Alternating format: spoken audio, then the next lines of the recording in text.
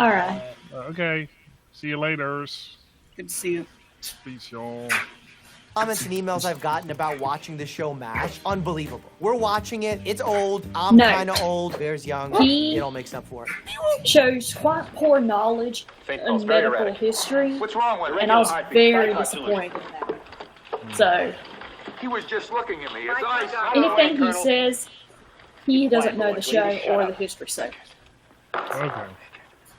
I mean, usually a lot of these are Chest compression.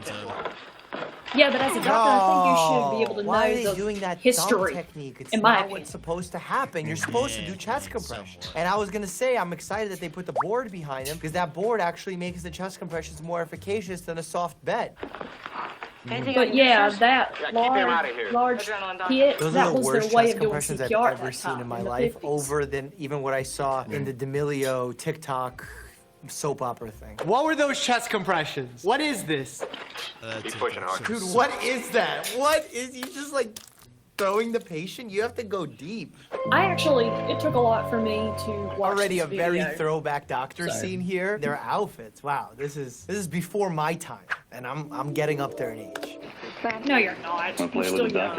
For your time, That and was that an you inappropriate can comment. say I've that actually if you're been a medical student in the room 50. with a doctor in the past who was a little bit like this. People actually filed complaints, and that doctor ended up getting a lot of trouble. You know, I Okay. think it was doctors who are older from a different time where that kind of language was acceptable. Those things went unchecked. Now more and they more were in a people are war speaking time up, and I've environment, even been and one the to speak up dynamics and were pull different doctors at the aside time, and say you and can't do people this or just you had shouldn't do this. lives. And actually, I've had really beneficial Just saying. conversations from that. So if you see that happening, definitely speak up, both for yourself and for others. Everything under control? Yeah, fine. But if you don't move, I'm gonna have to cut around your B cups. Oh my God, this show is like. I remember that when part was though, this and show I've watched the filmed? show like I 3 don't want a times Kelly back. clamp, Lieutenant. But that's what you asked Well, for. give me what I want, not what I asked for. Give me what I want, Okay. not what I asked for. He that is the exact is a opposite crappy of all person. medical regulations. So, What you in the say show anyway, has to be said he back actually to you, and you lied. have to He actually confirm that it is cheated in on fact what his you medical wanted. exams Because to too get often you say a medication's name that has a sound alike, and then all of a sudden you're poisoning the patient. Don't give what you thought the person should give. So he didn't watch the show. Another day of bed rest. Interesting. He checked out the patient for a millisecond, checked the pulse, and said another day of bed rest. Extended bed I've heard rest some, is like, not the MASH. useful in many Never watched conditions. any The more reruns you on can get a TV. patient to mobilize with assist, with a physical therapist, on their own, you're decreasing the rates of kettlebells. complications. The way that we've They didn't combated this in have that hospitals, in a patients mobile who can't army get up and surgical mobilize, hospital. is by putting either SCDs, which are sequential compression devices that essentially act as airbags and compress your calves to And there help was a move lot that of blood stuff that along and was preventing it actually from in pooling in your development legs. in the Or giving a 50s during patient the war anti-clotting medication, you decrease their rates of having a clot, but at the same time you increase their risk of bleeding. Oh, yes. He's coming along splendidly. How about asking the patient how they feel? The patient is not the chart. What have you got against writing intelligibly? If I could have done that, I'd have become a lawyer. Doctors have terrible handwriting. Thank God for electronic medical records. They can. Did I just say thank God for... I take it back. I take it back.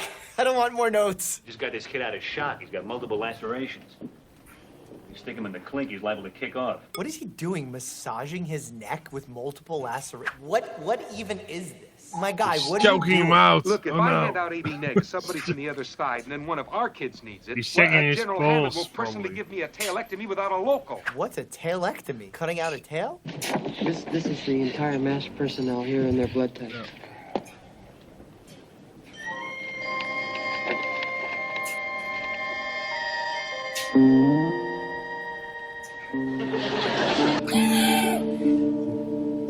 I forgot. I think it goes without saying Oh, that they were- no one they just took his can blood. sleep through a blood transfusion. Based on the principle of patient Because they autonomy, needed you one should for their not patient. transfuse and steal And he blood was like, as "I'm if not it's giving you gas my from blood." an abandoned automobile. Again, This Frank is was a horrible medical person in the assault. show. We think and you might have hepatitis. He was the butt monkey, so. What are you talking about? We took a pint of blood out of you last night. Just think about how many things are wrong with this. Pint They of blood? stuck a needle There you inside go. of him. They Cheers. drained him of blood. They also tested him for medical diseases against his will. And now we're saying it openly in Also, front of they other didn't have people. HIPAA What is laws at the happening here? time, Where are the so- rules? Where are Actually, the regulations? officially a Court-martial pint now. is 1 liter. Help me to clear his throat. It isn't working. Well, maybe there's something stuck down there, Father. That's a lot, a liter of blood. His tongue is swollen. It's blocking the passage. What if he's bleeding internally? Like, I would need Oh, to that figure was out when other I things. thought Remember, when you the do trauma, you chaplain do the airway went to the breathing war front for the circulation. You first want to make sure the time, airway's and he clear, had there's to no object in there. You perform want to make sure the patient can breathe, meaning that they could stimulate an the breath. And then you look for operation circulation right to see if they're with bleeding out, if they're pulseless, by etc. phone of He's not breathing. He's not instructions breathing from at all. Hawkeye, who was Radar, call the the head base. surgeon. Get one of the doctors. First, you should check for a pulse. If there's no pulse, you should start chest compression, chest compression, chest compressions. But let's see. Is he getting any air at all? No, sir, not much. Hardly any at all. Tracheotomy. Father, Radar, listen carefully. You only have a couple of minutes.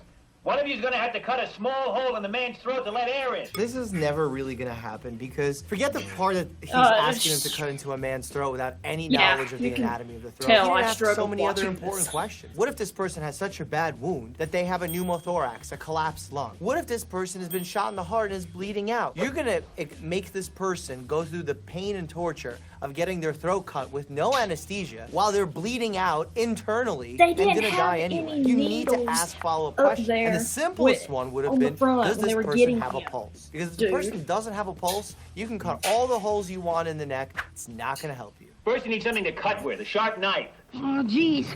There's nothing in here but these funny little sharp pieces knife, they gave us yeah. in kindergarten. Of course, a sharp Comics knife. pocket knife. Come on. Tommy's pocket knife. Let's use a Okay, blunt fine, knife. that's fine. Look, you need a Let's try small this. tube. When you make the straw. you're gonna put the tube in and the man will breathe through that. A part of a syringe will do if there's one in the kit. You could use the top of a fountain pen. Just snip off one end. Is a pencil okay? No, it has to be something hollow. Think. Wait. My bottle of eye drops. Eye drops. The dropper is plastic. I'll just pull the cap on. Okay, that's kind of small, but that'll do. Now look, Father, I would cut the This tip off. Yeah, whole there you go. was actually Take the pretty knife. amazing. and make an incision, They a did it vertical in incision bones through the of skin about 2 inches long. The reason you want to do it vertically is because there are arteries that run in this area. In fact, the neck is one of the most dangerous places to operate because You have to do it of all the vital correctly, structures that yes. are there. You're thinking about nerves, you're thinking about blood vessels, muscles, glands. When you take out the thyroid, Moisture. sometimes the parathyroid glands get taken out incidentally as well because they're so small. And as a result, the patient has a dysregulation of their calcium metabolism. Oh, he did it. Watching him go like this, it's too big. It's too big, unnecessary. It should be the size of the drop. Well, they had to act. fast! He's not gonna make it to OR! I think he's got a Oh, they do it. aorta. If you have a That shows lacerated on aorta camera. in a battlefield, I can't imagine that you have Oh any yeah, chance. that was when they The had aorta to do is the blood vessel that a comes directly quick, off of the left like, ventricle of the limited heart that starts time, supplying the rest of the body with life-saving oxygenated procedure on that fresh man blood. And in this because he case, if had you have a- a ruptured aorta, torn and aorta, what Hawkeye have you, you had can't to supply the body with fresh blood. block Therefore, the aorta with organs his start hand. dying. As soon as I get the my whole hand in there, I'm time going to compress the until aorta they against could- the spinal column and try to stop the bleeding. They even Well, I showed think the I got it. clock in This the might as well be a corner comic. to 'Cause show he just has magical like, healing just power. how far it Aorta, was. stop bleeding. We cut off the blood to the spinal cord for more than 20 minutes. He stands a good chance of winding up paralyzed. He's cutting off the circulation to his entire body if he's cutting off circulation to the aorta. The Iceman coming. Put it behind me. Let's move this table forward. Get it right up against my legs, right behind my legs.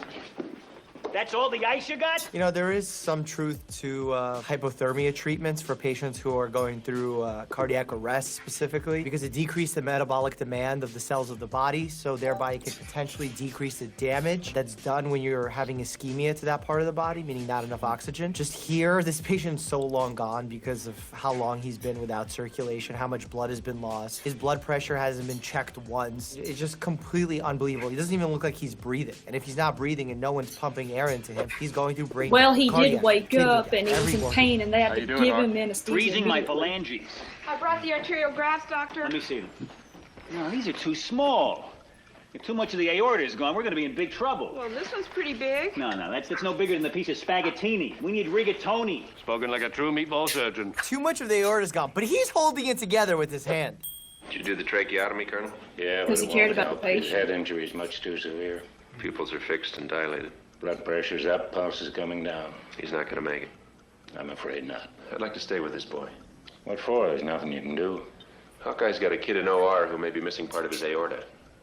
You want to take a graft from him? Right. I don't know what the rules with that are. I mean, I know civilians like myself, you would have Because to do an it organ was in transplant list, or wartime. perhaps on your license say So that you're Yeah, they a didn't I don't have know what HIPAA happens when laws taking a graft from during another the Korean person. War. I've never heard that. I HIPAA need a laws- cardiothoracic surgeon to weigh in I on forget this. when they Father. came into play. Maybe the You tell 70s or Hawkeye I may 80s. have an aorta for him in 5 or 10 minutes. I really don't think you later. can surgically This show was, take an I aorta think, the from one 70s. patient to another, and Yeah, but while it does it's been take place under in the non-sterile 50s, and they conditions, used have a person Yeah, of survive. course. accurate. No. I remember when I was a They resident had, and I worked on my like, medical surgery specialists on rotation the as a show family to medicine doctor. assist There was them one in time being where the accurate. organ transplant team would come takes in you I was and amazed I by would that. have to pronounce the patient dead, and I have to call the time of death. I was in charge, even though I was a young resident, because the organ transplant team was not from our hospital. So I was staying there listening for the patient's heart sounds, checking their pupils, making sure that the last breath was completely done. And there was a moment where I was going to say, oh, the patient has passed, and then boom, the pulse had to come back. It was a very difficult moment for me because I didn't know what the right time was to officially make the call of death. Luckily, the surgeons were teaching me at the time, so they were giving me some guidance, but I will say the pressure was on.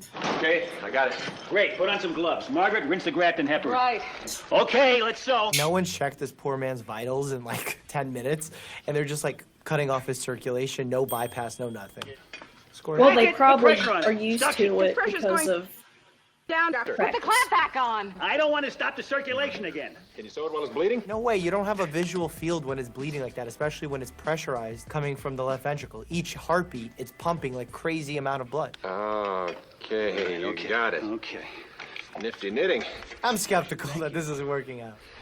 Still a few small leaks. Yeah, I don't think it's anything serious. No, he's just leaking from his aorta, the main artery in his body. Been without blood for 20 minutes, you know, not breathing. They occasionally No, I give mean, him I some don't know how oxygen. accurate Bacteria this inside his scenario chest is cavity exactly, flowing but down some of his the entire others. body. This is not real, folks. Not real. Congratulations, No, partner. it's a It was done movie. for the Doctors, he's coming emotional around. impact that Wow. that the George? Not environment real. presented me? in the show Hello, had on George. everybody. Uncover his feet. Got it. George, wiggle your toes. And also back then, a lot of people didn't on. know. We don't do that to me. that We much do a about technique that kind of looks all mean. those It's called a things, sternal yes. rub, where you rub Yeah, really hard not with yet. breastbone. That's uncomfortable. It was filmed. And actually, I the think they're people more that happy were about the fact watching that they didn't did know it rather shit. than this person's actually alive. So Another hilarious sitcom that I reviewed. Okay, if you want to, you can scroll down to the top comments and it'll explain it better. Some of them were said. One said he was an army medic. They're now moving the comments. Yeah, they have done that. YouTube, you stupid mother of... My God.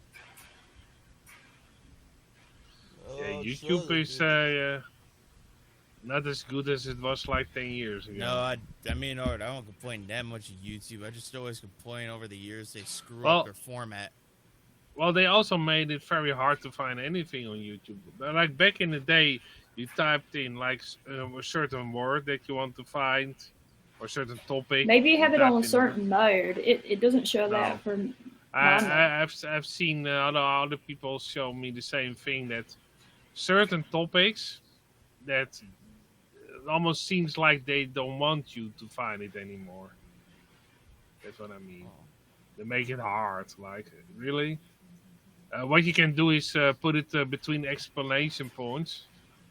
That helps, like those house commas, because then they have to search a certain word or two words in that kind of phrase. Then you can narrow it down. Yeah. But otherwise, also Google, if you type in certain things you want to find, you have to use the explanation points if you have like more than one word. Oh, yeah. Yeah, otherwise, they will search for one word separately, the other word. And most of it is the first like 30 sites or 130 sites will be government. And then you will get like some guy that did research on his own. So the alternative media is like now on page 130 or further. And back in the day, you could find like alternative things way quicker. Yeah. Now they hide it as much as they can. Also on Google, on YouTube. Lucky I bookmarked it all. Oh, yeah. I The best posted the link. comment. Oh, that's The best comment that one person put was, I would like for him to have an older doctor on the show to explain some of this stuff to him, because they would know a bit about this stuff like they did from that time, or maybe way before his time, and they would give better input on it. Because I don't think you're going to get it from a young doctor. Not to say that there are young doctors that don't know medical history, but obviously he doesn't really know much about medical history. And in my opinion, I think all doctors should, just to get an idea of like scarcity, and because in a high stress situation like in the show, and that's basically stuff that did happen in real life in wartime, there were a lot of quick decisions they had to make and how they would do it. So yeah, that's why I care about history so much. Yeah, it's important history. I forgot what kind of a doctor. And there are dark moments in some episodes of the show, and and some of them have made me cry actually. But it goes to show you just how bad war is. War is always bad. Yeah. Well, It's a shame. Well, war is actually a shortcoming of two opposite parties that can't have a normal, rational discussion and solve the problem by just talking about it and solving it in a normal fashion. Then, if that doesn't work, they go to war. So it's actually a shortcoming. Well, also during Korea, I think that was like the last kind of, I guess, conventional warfare that we did in, as far as a major conflict goes, that we were into.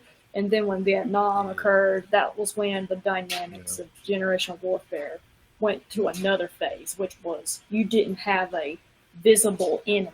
You didn't really know who the enemy was, and that's kind of what we've been doing in Iraq. And then there's a whole nother generation we have now that involves propaganda, cyber warfare, all this stuff, and I think it's way worse today, especially the IEDs, the damage they do. Yeah. And considering still there ain't ever gonna be a goddamn treaty between North and South Korea, yeah. But anyway, I'm just playing this for nostalgia's sake because, this is from when I first met Jacob. Everything's a drum. Everything's a drum. Oh, day one. This never gets old. No. If that cup is a drum, then my bum is a drum. Pots, cups, and even a bum. It's so much fun when everything's a drum. Everything's a drum. Everything's a drum. Can someone's willy be a drum? Can you make more willy go pa-ra-pa-pum-pum? I did a cum. Everything's a drum. Everything's a drum. I got a bad relationship with my mum, and when I think about my mum, even that's a drum.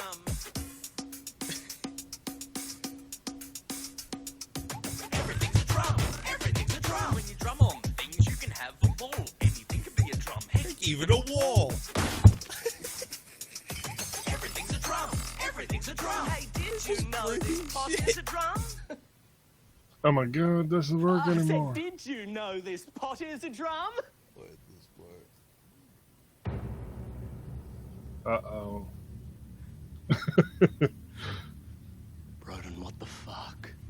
You were just playing it wrong. When you came to me 15 years ago, you told me that everything was a drum. Everything is a drum. I left my wife. I let you drum on my penis. Enough now, Brother Mark. No more lies! No more excuses!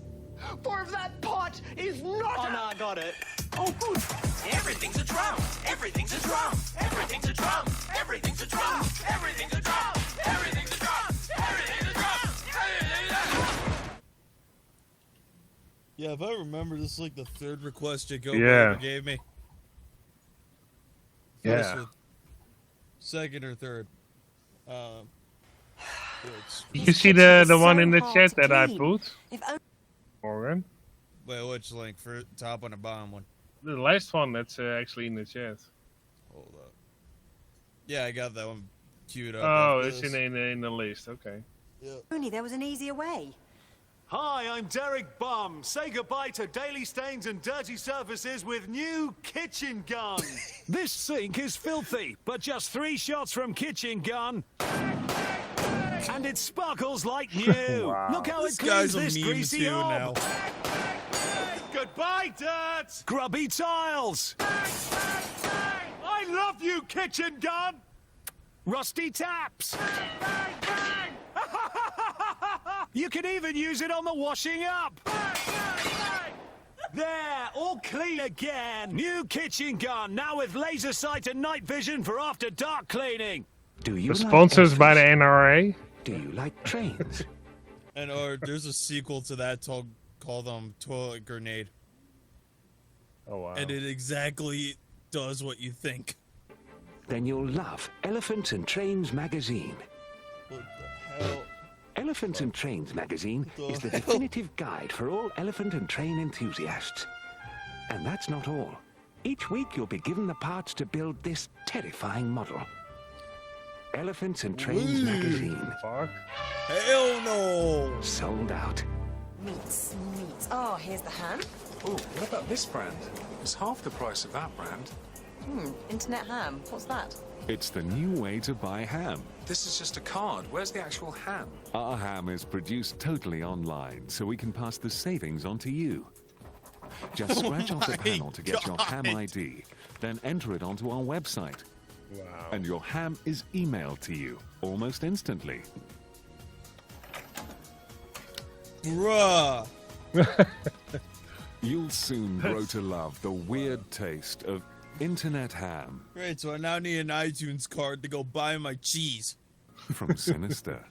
Would you like to have a live one-on-one chat with a caveman? What in the hell? Our gorgeous cavemen are waiting for your call. Dial 09098 798 790 now. Call Caveman Chat and get primitive.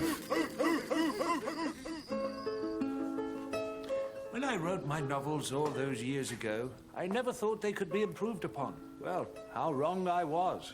Now, they've got even tastier. It's the jammy goodness in New Dickens Fruit Corners that makes them a better read than ever. Charles Dickens is brilliant. It's never been easier to get kids reading my masterpieces. And it's fun, too. Each book comes in one exciting flavor. Nutrition experts have come up with the perfect jam to complement each story. Did Charles Dickens like jam, Dad? No, he didn't. New Dickens Fruit Corners. Jam-packed. I hate to know how everyone would be Jam-packed. reading A Christmas Carol while getting their goddamn jam stuck on the book. With goodness. Please, Mum, may I have some more jam? Dickens Fruit Corners. Do you sometimes walk into a room and forget why you came in? Yes. Forget people's names or birthdays? Yes. Have you ever done something then immediately had no recollection of it? Yes. Then you need Amnesia Magazine. If you only remember one thing this week, make it Amnesia Magazine. Do you sometimes walk into a room and forget why you came in? Bruh! Yes. Forget people's names or birthdays? Yes. Have you ever done something then immediately had no recollection of it? Yes. Then you need Amnesia Magazine. This guy's the worst If you only remember amnesia. one thing this week, make it Amnesia Magazine. Blown out the candles. Turned off the oven. Locked the front door. Secured the windows. Switched off the bandsaw. And hidden your gold. What the fuck? Bet you've forgotten about the poison sockets. Poison sockets? What? Poison sockets are full of poison. Yeah, hence the name. Switch them off. Would you like to have a live one-on-one personal chat with a pirate? Oh my god! Our Now dirty it's pirates are waiting for your call. Hey, is that like a Call 1-800-R? On 0909 87. No, it's rated R. Yeah, also, it's rated R. What you be waiting for? Get great deals at Complico. This widescreen TV, only $37.42 square. That's a This lot. MP3 player, only $79.99 divided by Fucking $89.99. Size expensive. 9.9. 5.29368% off this fantastic microwave. This kettle, only $155.27 minus the price of the microwave we just showed you. Complico, always awkward prices. Yeah, very awkward. When your skin And starts to show twins- those first fine lines, turn to new Avil moisturizing cream. In Yeah, tests at our moisturizing Hades cream. Laboratory, 66.6% Where can I buy of it, women please? said their skin felt softer, 666 more powerful, woman. and pledged their allegiance to Satan, the king of hell. People even say I look younger than my daughter. Hell New no. Avil from Sinister.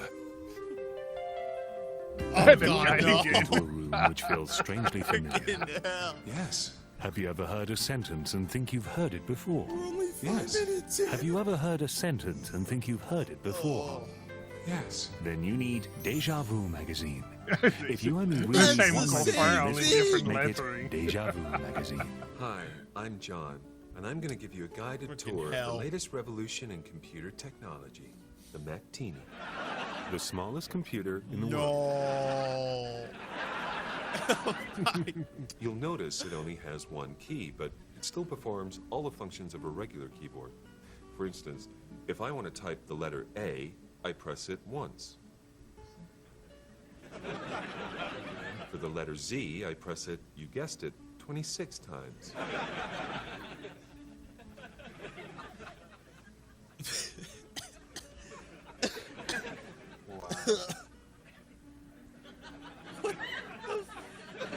Okay, how about punctuation?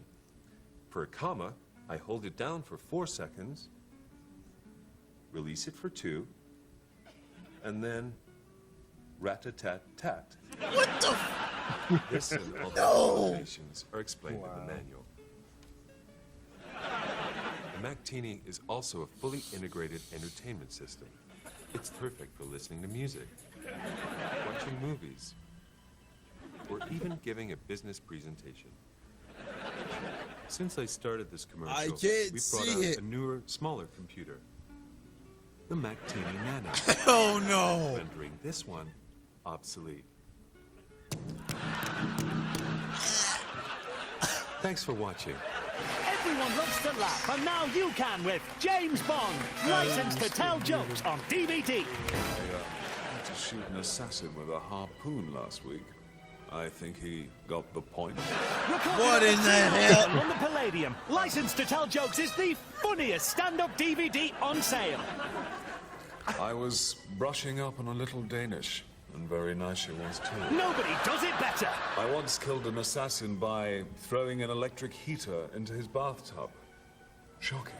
Positively shocking. James Bond, licensed to tell jokes. Live and let buy it now. Would you like to have a one-on-one chat with a real alcoholic? Hell no. Ah, sexy Just go on alcoholics YouNow are after a waiting for certain your amount of call. I mean, I do drink, but I'm not actually an alcoholic. I'm drinking sherry, but I had 6 bottles of whiskey. The number won't show up on your bill, so call 09098 798 790 now. If you can't type that number, you're probably too drunk. you bastard! I'll kill you! Yet more great deals at Complico. This fridge freezer, only £100. This laptop, buy now, pay in 237,000 seconds time. Complico, always awkward prices. When you've only got one hair, you need to look after it. Rick Delane talks about new Elvis. It's Joe. In one hair. My hair was unmanageable. No matter what I did, it would end up looking dry and tangled. My hair was a mess. Elvine One Hair's concentrated formula is designed to strengthen your hair, nourishing your hair from root to tip. It's specially designed for people who only have one hair. Like me. Now my hair is soft and shiny, and no tangles. I love what you've done with your hair. What's your secret? And that's between me and my hair. Look after your hair with new Elvine One Hair. I'm gonna take a pair of scissors at one hair. Do you sometimes have the Jesus feeling that Christ. you're being watched? Who are you? Do you hear voices in your head asking you questions? Do Do you ever scream out, "Leave me alone"? Leave me alone! Then you need Paranoia magazine. Yes, you need it. This toilet is so hard to clean. There must be an easier way. Hi, I'm Derek Bum, and I'm declaring war on toilets with new Toilet Grenade. Just pull the pin, pop it in the bowl, put the lid down, and let Toilet Grenade do the rest. Bang! And the lime scale's gone! Toilet Grenade! Bang! And the germs are gone. And now, new travel Toilet Grenade for foreign lime scale. Do you want to have a live chat with one of our gorgeous Basil Fawlty impersonators? Hell no! Call now and speak to real Basil Fawlty impersonators in your area. Oh, yes. Well, why don't you understand, you cloth-eared bint? Oh, I'm so terribly sorry. Yes, madam, I am frightfully tall. Dial 09098 798 790. Yes, I beg your pardon. Do excuse me. Is there a problem? Well, yes, there is a problem, actually. I went to pick up the phone. Well, it's quite simple, actually, because this is my phone. Oh, it's your phone? Yes. Oh, well, pardon me for being so stupid. Shit, the sound. Traditionally fashioned Chesterfield sofa. Made with darkest, hardest Spanish mahogany. Covered in sensual Canadian leather. Adorned with succulent circular buttons.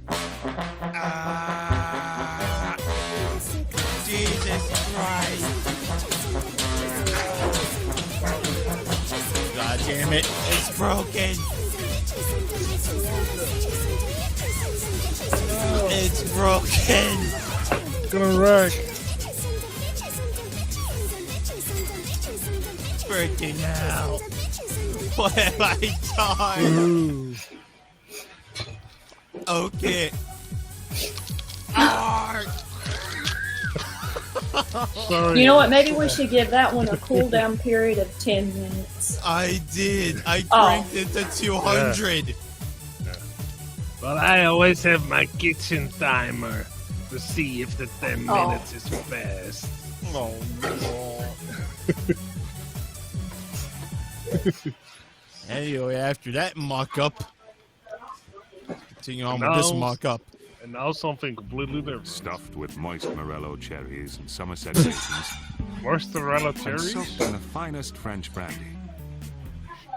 No, he's saying the furniture's moist art. Drizzled with double Devonshire cream. Oh, that's moist. And all for just or £2,000 for half a cent. This is not just any sofa. This is the Christmas pudding sofa. Oh, From that's Sinister, moist. a family company. This is Sexual Classics.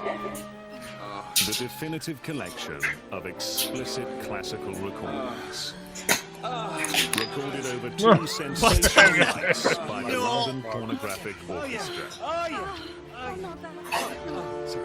What in the hell is this? Horniest composer. Sebastian Titten, Wolfgang Bang Amadeus Mozart, J.S. Bond, Rimsky-Korsakov. Be careful that you don't get a strike. Many. Wait, that doesn't make it better. This is Sexual Classics. Available in all good sexy shops with free pack of products. Do you like wings? Do you like wings? The last thing you want in a Burger King burger. It's over, Eder. Good. Shut up, chills.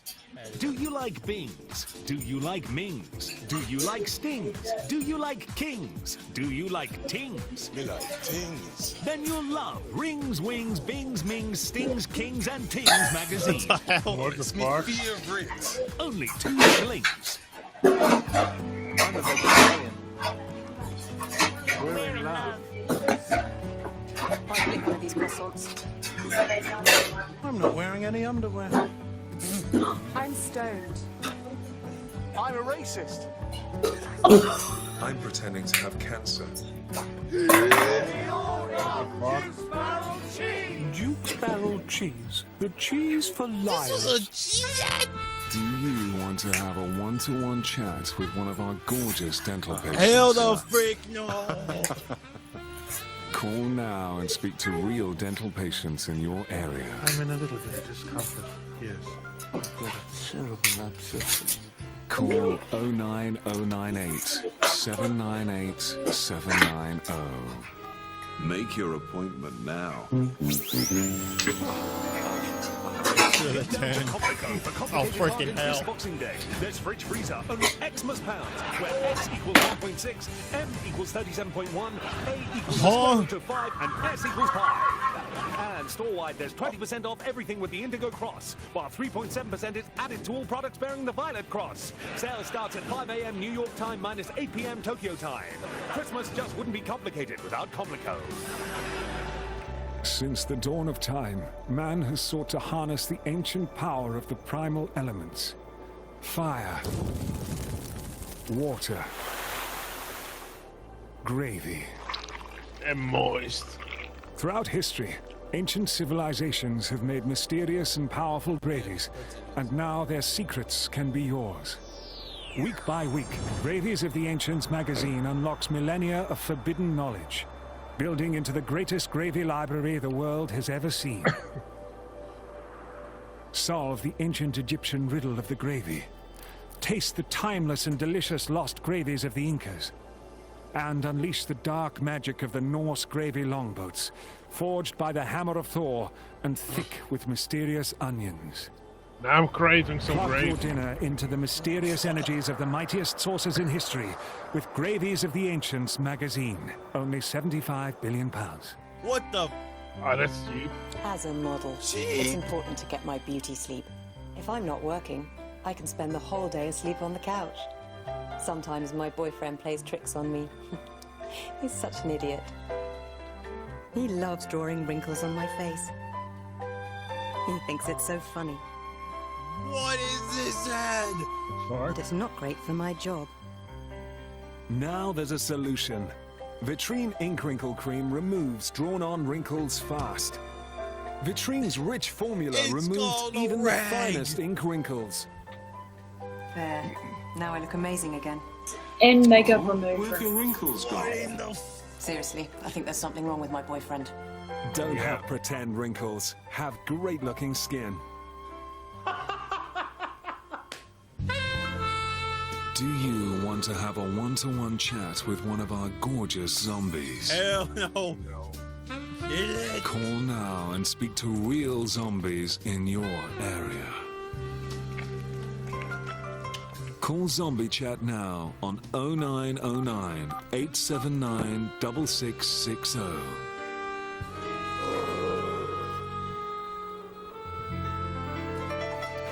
Hi, I'm John, and I'm here to tell you about the latest revolution in domestic technology, the iToilet. You use iToilet just like you would use a regular toilet. Actually, why am I not surprised that Apple would make that shit? With a standard Literally. iToilet account, you can have up to 1,200 poos or 8,000 wee-wees.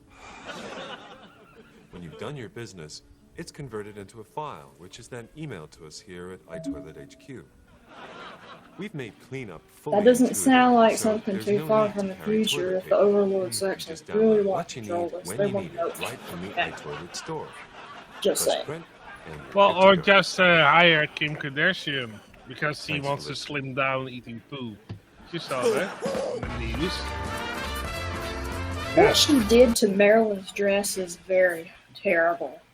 She shouldn't have done that. That was 17 minutes of insanity. And how did she really? Yeah, Pete that's, Davidson. I wouldn't You have to have go. known. You have to go back. Morgan, take one. There's a weird sketch. Okay, I got my video suggestion. There you go. It's related to what it showed before, and I was like, oh my gosh. I saw this years ago. Actually, I'm always I also this. saw that years ago, but that was like in 1986. I'm only playing this first because I keep getting it recommended. Where is our son? Oh, bollocks, he's run off again. Well, don't just stand there. Go after him. Hey, Lovey, I'm going, goddammit! You talk to your wife like that? Oh, dear. I seem to have spotted a cut. Good day. Fuck what, I'll come back. Oh my goodness. I love to receive a nondescript box like this one. Things are about to get exciting. I happen to know what's in here. It's a prototype. Captured a ton of attention on Kickstarter. Prototype? Some stickers. Those aren't stickers. Those are business cards. The CEO. Holy smokes. Okay. Let's just skip that, please. The world's smallest phone. This thing is unbelievably small. The Zanko Tiny T1, world's smallest phone. You know, I've covered plenty of phones, world's smallest this and that. Now finally you can say my dick is bigger than my phone. This has to be smaller than those. Sync contacts and music with your mobile phone. Monocolor screen. Voice changer. 3 days of standby time. It does have Bluetooth built in. It takes a nano SIM and it can store 500 contacts. That's right. It has a voice changer. You can be a man, woman, child, old cartoon young Optimus, duck, robot, EVA, whatever that means, Wally, rap man, and rap woman. Or even the guy with a fan Well, down this by the just river. got a lot more interesting. Let's see how small this thing actually is.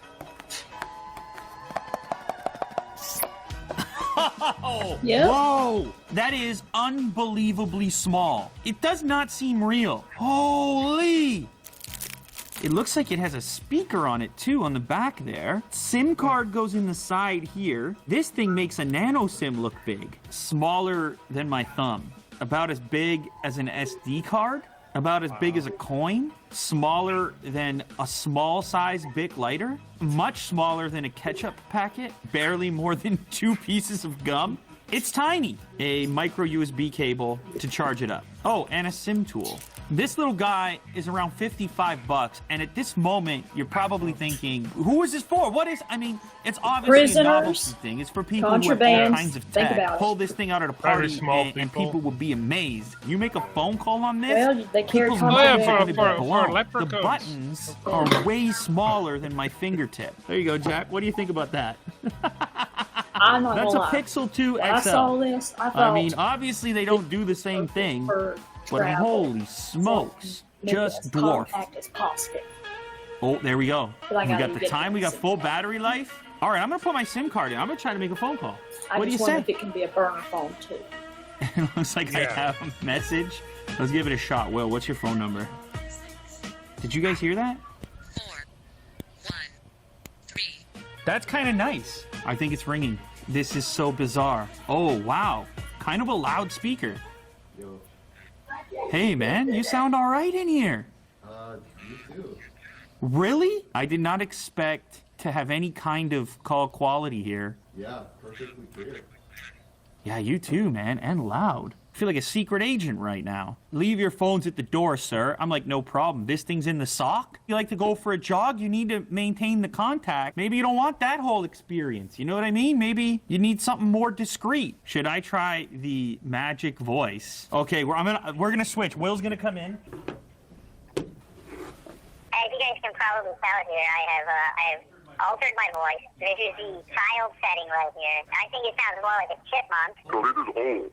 I'm apparently old now. Does this sound old or just deep? Pretty deep. That's deep. Optimus Prime. Sounds a It's bit more like a robotic. very Doesn't wide sound like set. Optimus, Yeah. though. Alright, it's not quite Optimus Prime, but a little bit robot. This is the rap band that is. Apparently I'm a rap band now. That sounds more like Darth Vader. Hippie to the hip hip, Bobby, you don't stop. The rocket to the bang bang, boogie did up just the That sounds more like Darth Vader in my opinion. Well, it's also the kind of voices that they use on people who want to keep their identities. All right, so obviously a The novelty redaction item voice, to begin that's what I with. call it. It kind of adds to the novelty factor. You want to have a little fun with it, but when it comes to other productivity stuff like texting, you can imagine that's going to be a nightmare. And for calling, it works surprisingly well. What? What are you talking about? That little guy could fit right in there. You could get a full-fledged phone for 50 bucks, but I think you he can't also tell did anybody it's the smaller- world's smallest I mean, as a novelty item, as a smallest gift for somebody who smartphone. has absolutely everything. There's no doubt this is going to put a smile on their face. Yeah, I'm actually gonna look for that one. I mean, I was like, That is indeed small. Yo, for the hell of it. Now I actually wonder what it's like the world's smallest car or something. Oh, it's probably in Japan. It's probably either a Hugo or a Gremlin. Maybe. I don't know. Maybe they made a new one recently. Maybe Japanese cars, like the other said. But since we're done for the hell of it, this is one of Michael Jackson's drummers. I know. Yeah. Playing. I just love this. I think I've seen this one actually, like a month ago, roughly. Actually, wait. You see this one on Thriller? I've seen a bunch of that one. Yeah. But you can play them. I don't mind. He's a very good drummer. But you know what? You beat it.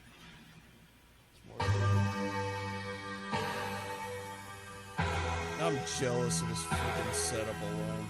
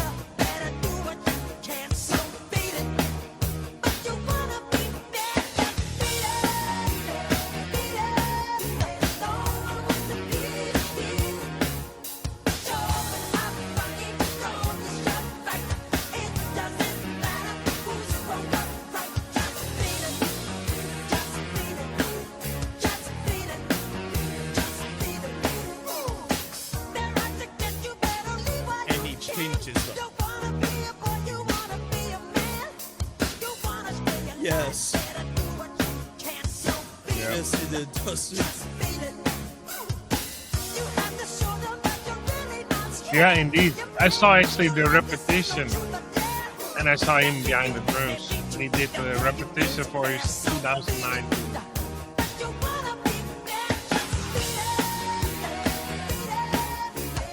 I've played a whole lot of Michael Jackson on drums, but this puts me behind the shame. By the way, Morgan, I'm working on Thursdays right now. Thursday. Because Mom has to go to work on Mondays, and it conflicts with my schedule, so I have to change it. Oh, Thursdays ain't bad. No, actually, I like the idea of working on Thursday. Good, because Mondays always suck. Take it from someone who's been working Mondays for the last 3 years. 30 years already? Damn. No, 3.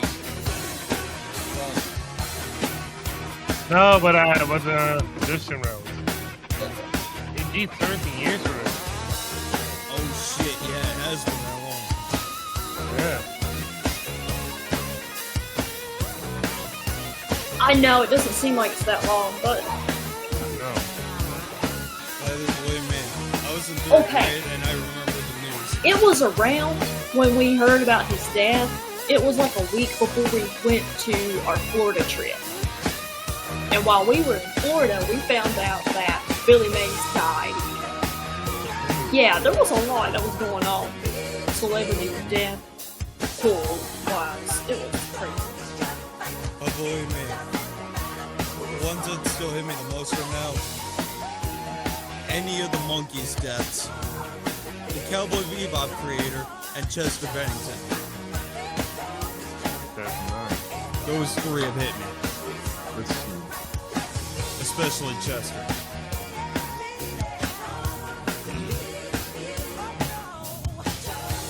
And also, when we were there, thankfully we weren't at that particular parking garage or parking complex, but there was a parking garage in Orlando, and this was while we were in the hotel room watching the local stations. And it said that there was a parking garage collapse, and yeah. Yeah, and actually for me it was even shittier, because the year before that, Isaac Hayes died. And Yeah, he did. Yeah, so there was like first Isaac Hayes, and I listened to Isaac Hayes for almost my life. I never knew he was into Scientology, though. That was way later in his life, like at the end of his life, basically. And I don't know why he became like involved with that, because before that he was more into freedom for everybody, and especially oppressed certain kind of people. That's why he also wore like certain clothing to actually represent that he converted things that slave were as a chain. He converted in that like a chain that they were chained up with back in the day into a necklace and everything. And yeah, I found it very strange that he went into Scientology. I never got it why. I mean, you got somebody like Charles Manson, a horrible, like, deranged murderer, and he said that it was too crazy for him. Yeah. Not saying you should trust anything he says, but even there's a standard there. Yeah. Okay, I'm only playing this. Yeah, Black and White is a good. I actually remember when it was first played on MTV. Yeah. I'm that old. But yeah. Oh, and also when we went to the store, I bought a food thermometer. Oh yeah, a tick kit. Oh, always handy. This discounted. Litter soap. Oh, okay. With no animal frankincense testing. With no frankincense animal. and myrrh. I like that. I like it that it says no animal testing. That's a good And this stuff. This looks moist. Okay, and the coffee cream. Coffee scrub cream. Oh, scrub cream. It's like a. Yes, it's like a. Never like seen a that bubble, like what's the company's name? Lush, like Lush Cosmetics. Like they'll have these soaps that are like. Oh, my mom's obsessed with it. It's kind of like one of those. It's like one of those putty soaps that you scrub with. This is kind of what it's like. But it's interesting that they chose like coffee flavor. Well, the coffee stuff in it, it has caffeine, which helps with circulation. Yeah. Maybe they should have put caffeine on it instead of coffee. Well, it's the coffee. I think it's used coffee grounds that are put in it. Yeah.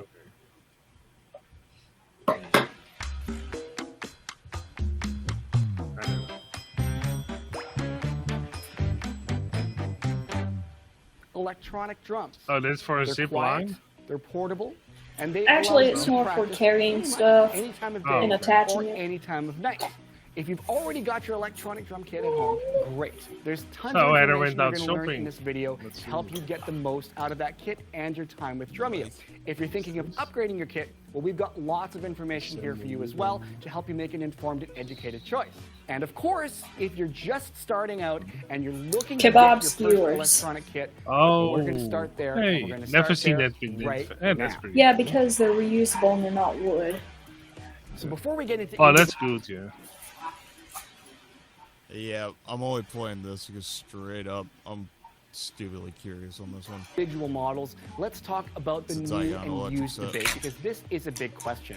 Should I buy a new kit or One a of the used most one? advanced well, ones, with actually, new, you get the at the latest, greatest kits, you get the newest sounds, you get the newest updates on pad choices and ergonomics. Yeah. They're often most expensive, of course, but they do come with a full warranty.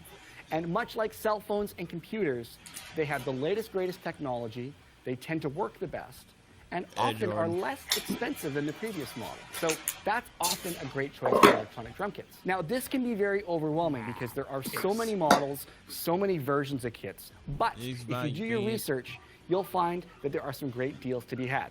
What should you look for?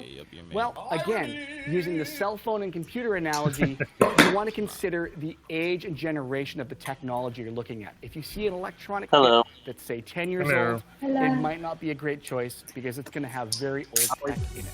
Now, conversely, if you see a kit that's maybe a current model or one that's only a couple of years old, Really? Yeah.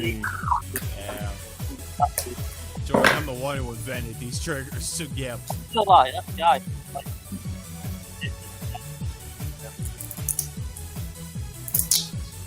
I mean, it's funny.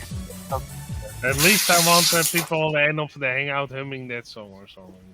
That's probably a great choice, and they're typically a great value. You want to have a good look at the kit because physically it's going to show signs of wear and tear.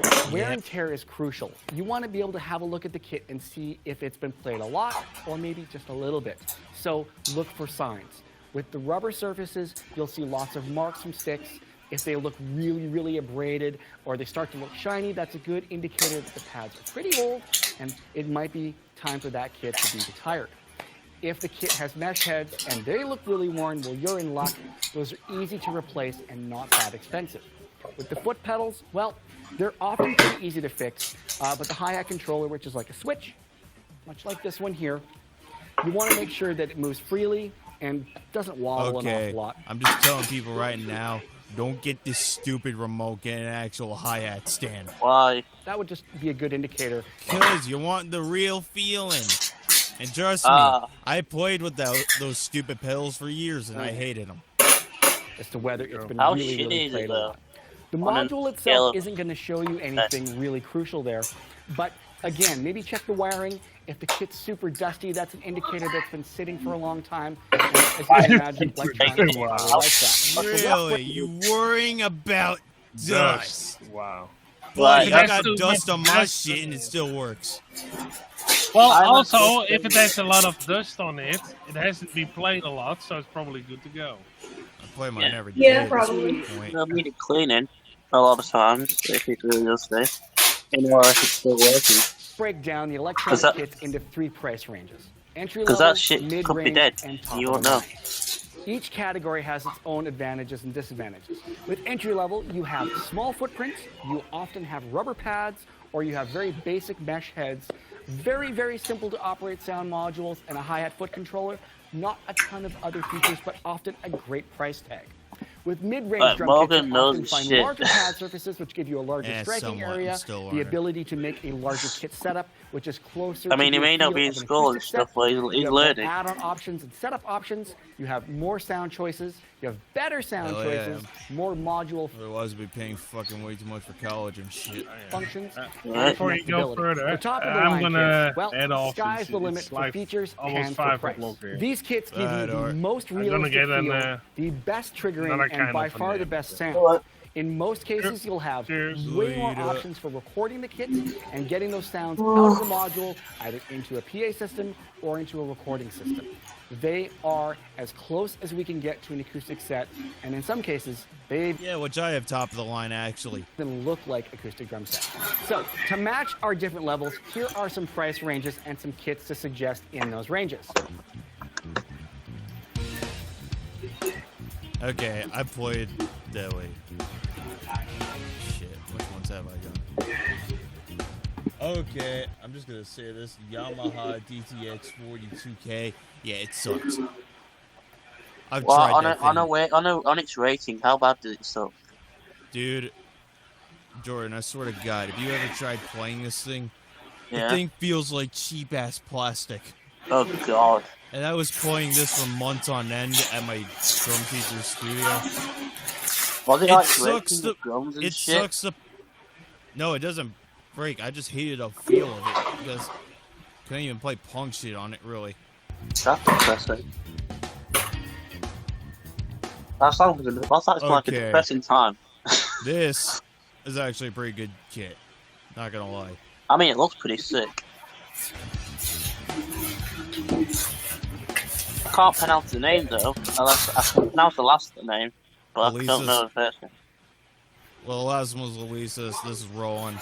And one of the ones beforehand was Yamaha. Yes, the same Yamaha that made basically boat motors, guitars, basses, I've only etc. played Roland once, and they're okay, but most of them are not really good. Dude, Roland's like top of the line shit. But I have played Alexis, they're pretty good. They're like good. Never played the DTX 6.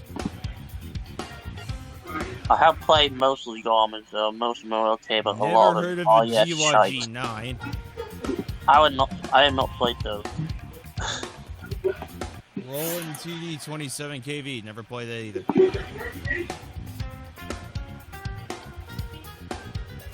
Yamaha In my DTX music room, 10, like in never school and played it. college, we have a bunch Every of shit, electronic drum like, kit like does from require different some types of accessories drums to make it and guitar and all complete. that shit. So I have a choice that I could use. Dude, I could be freaking banging the shit out of those drum suppose there. Drum throne, which is the thing you sit on. You need a good bass drum. Yeah, I have a drum throne. Yes, I have a double bass pedal. In some of the mid-range and high-end kits, you will have to also add a hi-hat stand and a snare stand to these kits. Because that completes the package. So your kit's set up, and now it's time to hear how great it sounds. The most common choice is a great set of headphones, because this allows for silent practice, they're comfortable, and they make the kits sound great. Make sure they are comfortable. If you are able to, try them on first and see how they fit. This is something you're going to want to wear for a while, so make sure they feel comfortable and don't push too hard on your head. The last thing you want to make sure you find with your headphones is they are closed-back design. Closed-back headphones are great for isolating out that... I'm not going to bed till like 12 or whatever because I gotta do landscaping shit tomorrow. I'm staying awake until we do leave. Who playing football? Jordan! Okay, hold on now. Okay, it was Jordan. Jeez. God, man, I had to see who it was. They're watching something. Not yelling over that. Damn. It's just a quick story. So, you guys remember that sketch from Saturday Night Live, Alexa Silver? Yep.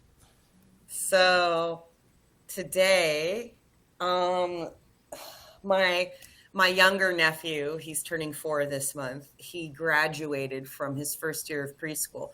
You got dropped because you're fucking watching a loud ass football game in the background and you apparently don't know how to mute. Was it Heather? It was Heather? Well, then bring his ass back up. I don't know who it is. Just continue on. It was Heather's fault. You can blame her. Why is it so loud, Heather? I expect the noises from her family at this point. I was quiet all the time. I don't know. I haven't got anything. No, it's Heather's fault. It's Heather's fault you got blamed. I'm blaming no one for shit. I'm blaming her. You, Heather. Fuck you. Anyway, so today, and they were just having a little, dinky little ceremony at this neighborhood park. And some people brought some food, whatever, da-da-da-da. So anyway, my mom had given me her phone to take some video of him, like, crossing the bridge and getting his little thing, and, oh, yeah, blah, blah, blah. And then I, was done with the video, and I handed it back to her. Now, my mom is a senior, okay? And she's... So I'm sitting near on one of the benches where the food is, and I'm eating some food, and she comes over to me and she goes, "Do you know where my phone is?" And I look in my pockets and I'm like, "Wait, I handed it back to you." And then I'm looking down at her hands, and her phone is in her hand. Oh my God. Mom, your phone is in your hand. Well, first of all, no, I didn't immediately say your phone is in your hand. I started laughing and I said, "Well, we're having an Alexa Silver moment." And she's like, "Oh." And then she laughed. Did she not realize the phone was in her hand the whole time? She honestly didn't know. She had Oh her, my her God. cell phone. She had her cell phone. That's the most funniest shit I ever heard. What the fuck? She had her cell phone in her hand like this down here. and she was wearing a jacket that had pockets. So I was like looking down at her pockets to see if there was a bulge in one of her pockets, and I saw the phone in her hand, and I'm like, It's right there, woman. Alexa Silver, where did I put the phone? And she's like, huh? It's in your hand. She's like, oh my God. God, how can you not see that? It happened to me in real life. I thought that was a story worth sharing. We've been having That's a great story. That's hilarious.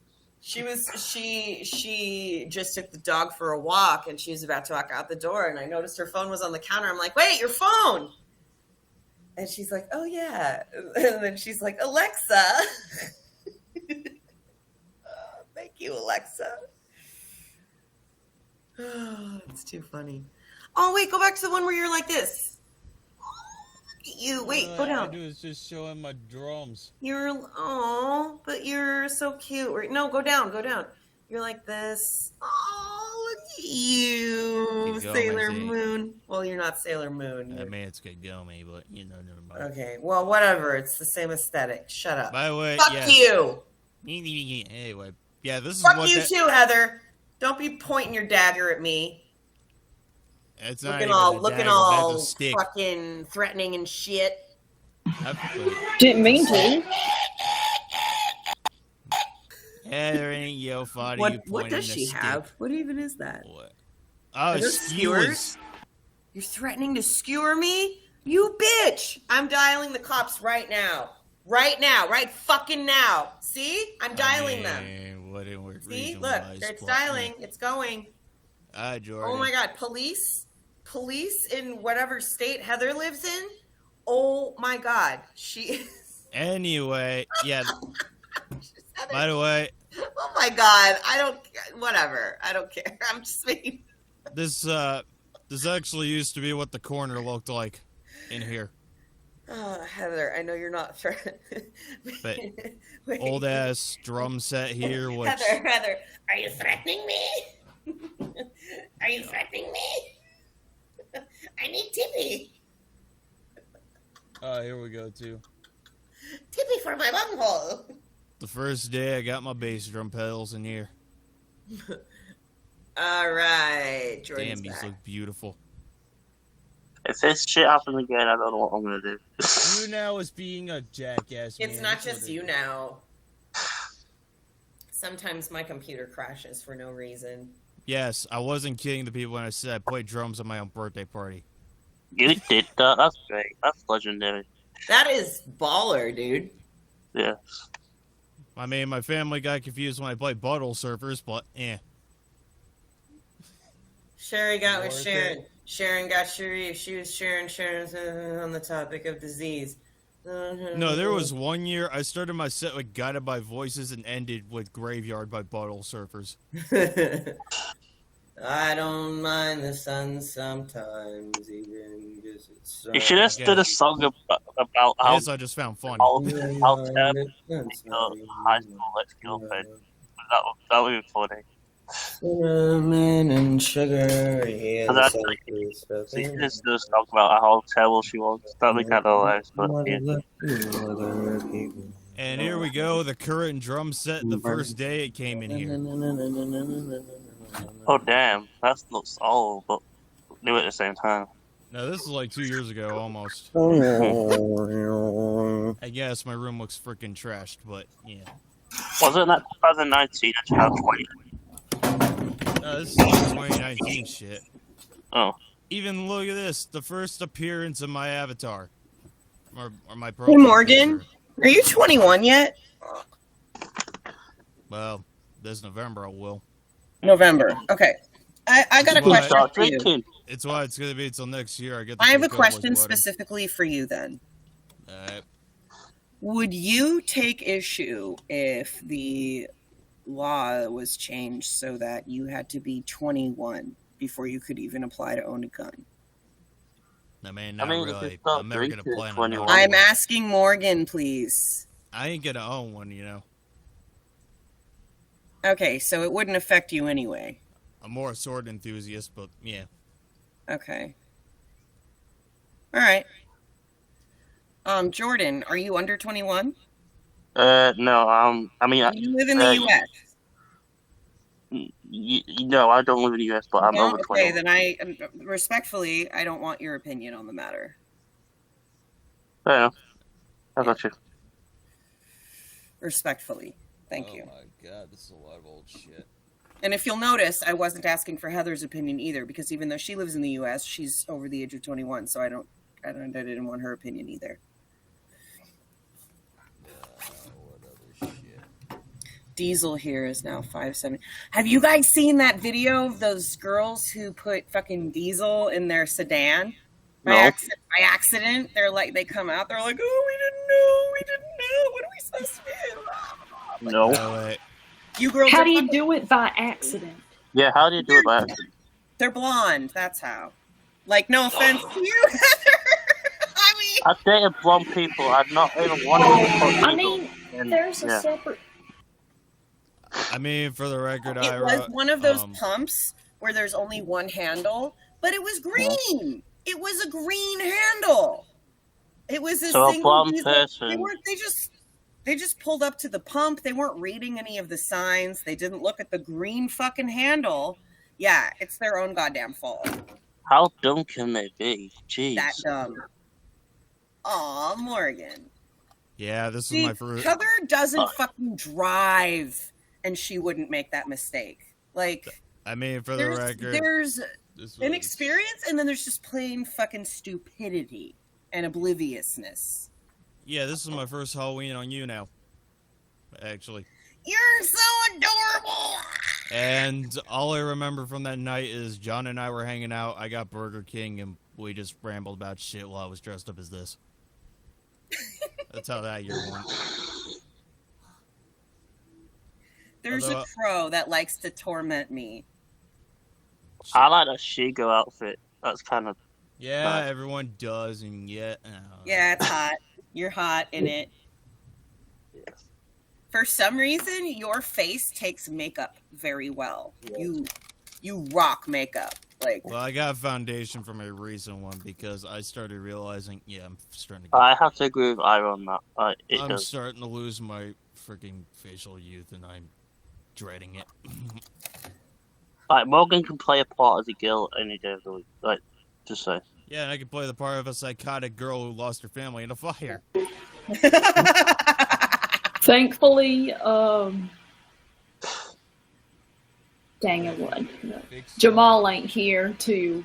Yeah, we know. Yeah, we know. No, yeah, I don't know.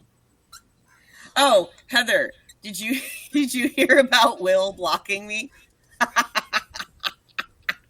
Yeah, fuck him. He can have a stick. Oh, up his ass. No, I'm not bothered at all. I'm not bothered. It's amusing to me. He blocked me again too. Oh, and I was trying to answer his question. It doesn't, Heather. I know. He is such a fucking insecure, copy monster that he claims to hate. Like, he is that very thing that he claims to be above. And he's always like, he's just denigrating to things that he doesn't like. And it's like, there's a difference between saying that something isn't for you and saying that if that something's for you, then you're a fucking moron. Well, just because you don't experience something it's not necessarily real. He was talking about how, like, ghosts aren't real, and if you believe in ghosts, then you're fucking stupid and you're an idiot. How can you be stupid? I will say this. It's like, well, it doesn't matter if you believe in ghosts or not, but to be denigrating and dismissive to the possibility of other people experiencing things differently than you, and there being a possibility of things existing that there isn't empirical evidence for, which that is the thing that he brought up. There's no empirical evidence, Just because we don't have the scientific tools necessarily to measure empirically the things that people experience doesn't mean that they're not real. And just because they're not real to you doesn't mean that they're not real. And to say that those people are idiots, Yeah, you know, it's just so that's it's like right there. And also, he was talking. He said something like, "I like my women to have less testosterone pumping through their veins than me," which I get that, but it's just very telling how insecure he is in his manhood and his masculinity. Yeah, this has to be a medical issue. He feels threatened by strong, smart women. And he tries to pump himself up on this pedestal by putting other people down who don't share his experience. It's a very, and I hate to use this word because it's a big fancy word, but you can look it up on Google. It's a very solipsistic view, and it's fucking shitty as fuck. It's basically all about me and my view and how I experience things, and that's the only thing that's real. Yeah. So I was in his stream and I was just, you know, basically calling him out on his insecure bullshit and blah, blah, blah. And he just, you know, he just blocked me. And I had a really hearty laugh when he did. And then I told Jackson last night, which Jackson was trying to pump it up into a drama, because when I mentioned it, yeah, he's just mean. He's a mean-spirited fuckhead, among other things. It sounds like and someone I want to punch in the face. I just say, you know, man, like, I don't have to denigrate or like put, you know, people down who have different experiences than I do. My self-esteem ain't that bad. Like, I was calling him out for being insecure as fuck and all this shit, and that's why I called him out on Jackson's stream for being insecure and feeling like challenged by strong women. And they were like, Farazi and Jackson were kind of trying to defend him a little bit and saying like, no, he's into strong women. Like, I've seen him defend, da da da. And I'm like, yeah, I'm sure in certain contexts he might, but overall, you know, he's an insecure, hypocritical, copey monster, as he likes to put it. He calls other people coke monsters that he looks down on, and I'm just like, look at a fucking mirror, dude. He is like the epitome of mediocre white man who thinks way too highly of himself and his opinion, and with a podcast. You know, Yep. one of those. And it's That's just a like, smart he ass is for the you. epitome of mediocre white man. It's just like, what? He like, I don't know how to explain it. He just like, it's like a dream for me. He's like a gift. He's like a gift for me. He's so amusing. Faraz disrupts too much as well when I try. That's a Farazi issue, and it's not just you, Heather, that he interrupts. That's his thing. I've heard about his Faraz stuff. I know what he's about. I know he does that. Okay, so anyway, Jackson is like, what? He blocked you? And I was like, oh yeah, but I'm not bothered by it at all. Like, it totally amused me that he blocked me. Like, I don't feel a loss not being able to go into his stream, because I basically was only in there to call him out on his bullshit. And honestly, if he doesn't want to have somebody there criticizing him and calling him out on his bullshit, that's his prerogative. You know, he's allowed to cherry pick who he wants in his space. So if he wants to live in an echo chamber, Plus, he can also leave the app as well. that's his choice. No, what I'm saying is, like, people choose whether or not to allow opposing views to exist in their space, to challenge their viewpoints, to kind of keep them on their toes. And I think it's healthy to have opposing viewpoints allowed to exist and be allowed to be expressed. So I don't block people out of my stream simply for having opposing viewpoints. If I did that, Heather wouldn't be allowed in my stream. I mean, that's like the stupidest thing I've ever it's like the most childish, immature bullshit. So, you know, it's like people who choose to just keep other people around who are like, yes, and agree with everything they say. Fine, if you want to live your life in an echo chamber as a mediocre white man, you have the freedoms and the options to do that. Go for it. I forgot if Heather was here when I was seriously pissed off at Will and told her I was going to whack him upside the head with a 2x4. he abuses Occam's razor. or You know, maybe that I've was heard Vanessa. that expression. Let me I just don't know. Google it real quick.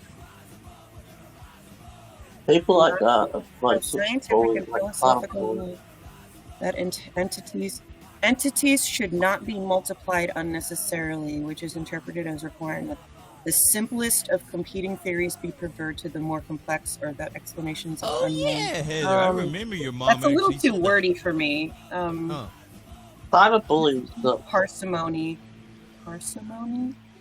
Basically, it means that he takes something that I say and Yeah, he we're talking uses about it as someone else, literal. Ricky. Like he said, like I tried to describe myself as a paleo-libertarian, and he was like, "You do realize it's this and this," and I was like, "Okay, you're taking the literal etymology, which you cannot just take it from that at face point. Yeah, you can't twist it. There's a nuance to it." So that's kind of Occam's razor. Yeah, he's just stuff that doesn't align with whatever viewpoint he's trying to push.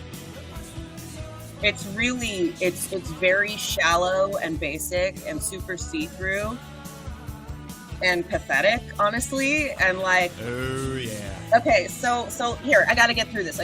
So Jackson is like trying to pump it up into this drama, and I'm just like, dude, no, I'm not even bothered. I was amused. I just thought it was funny, and I thought you guys would get a laugh out of it because I know that you guys like are friends with Will. So I just started like, hey, I got blocked by Will yesterday. It's not funny. And they were like, trying to make it ooh, and I'm like, nah, like it's whatever, da da da da. And then like Jackson kept trying to make a drama out of it, and I'm just like, nah, dude. Like, I call him out on let it that go. shit a lot. And then he must Believe me, have bugged, Heather knows.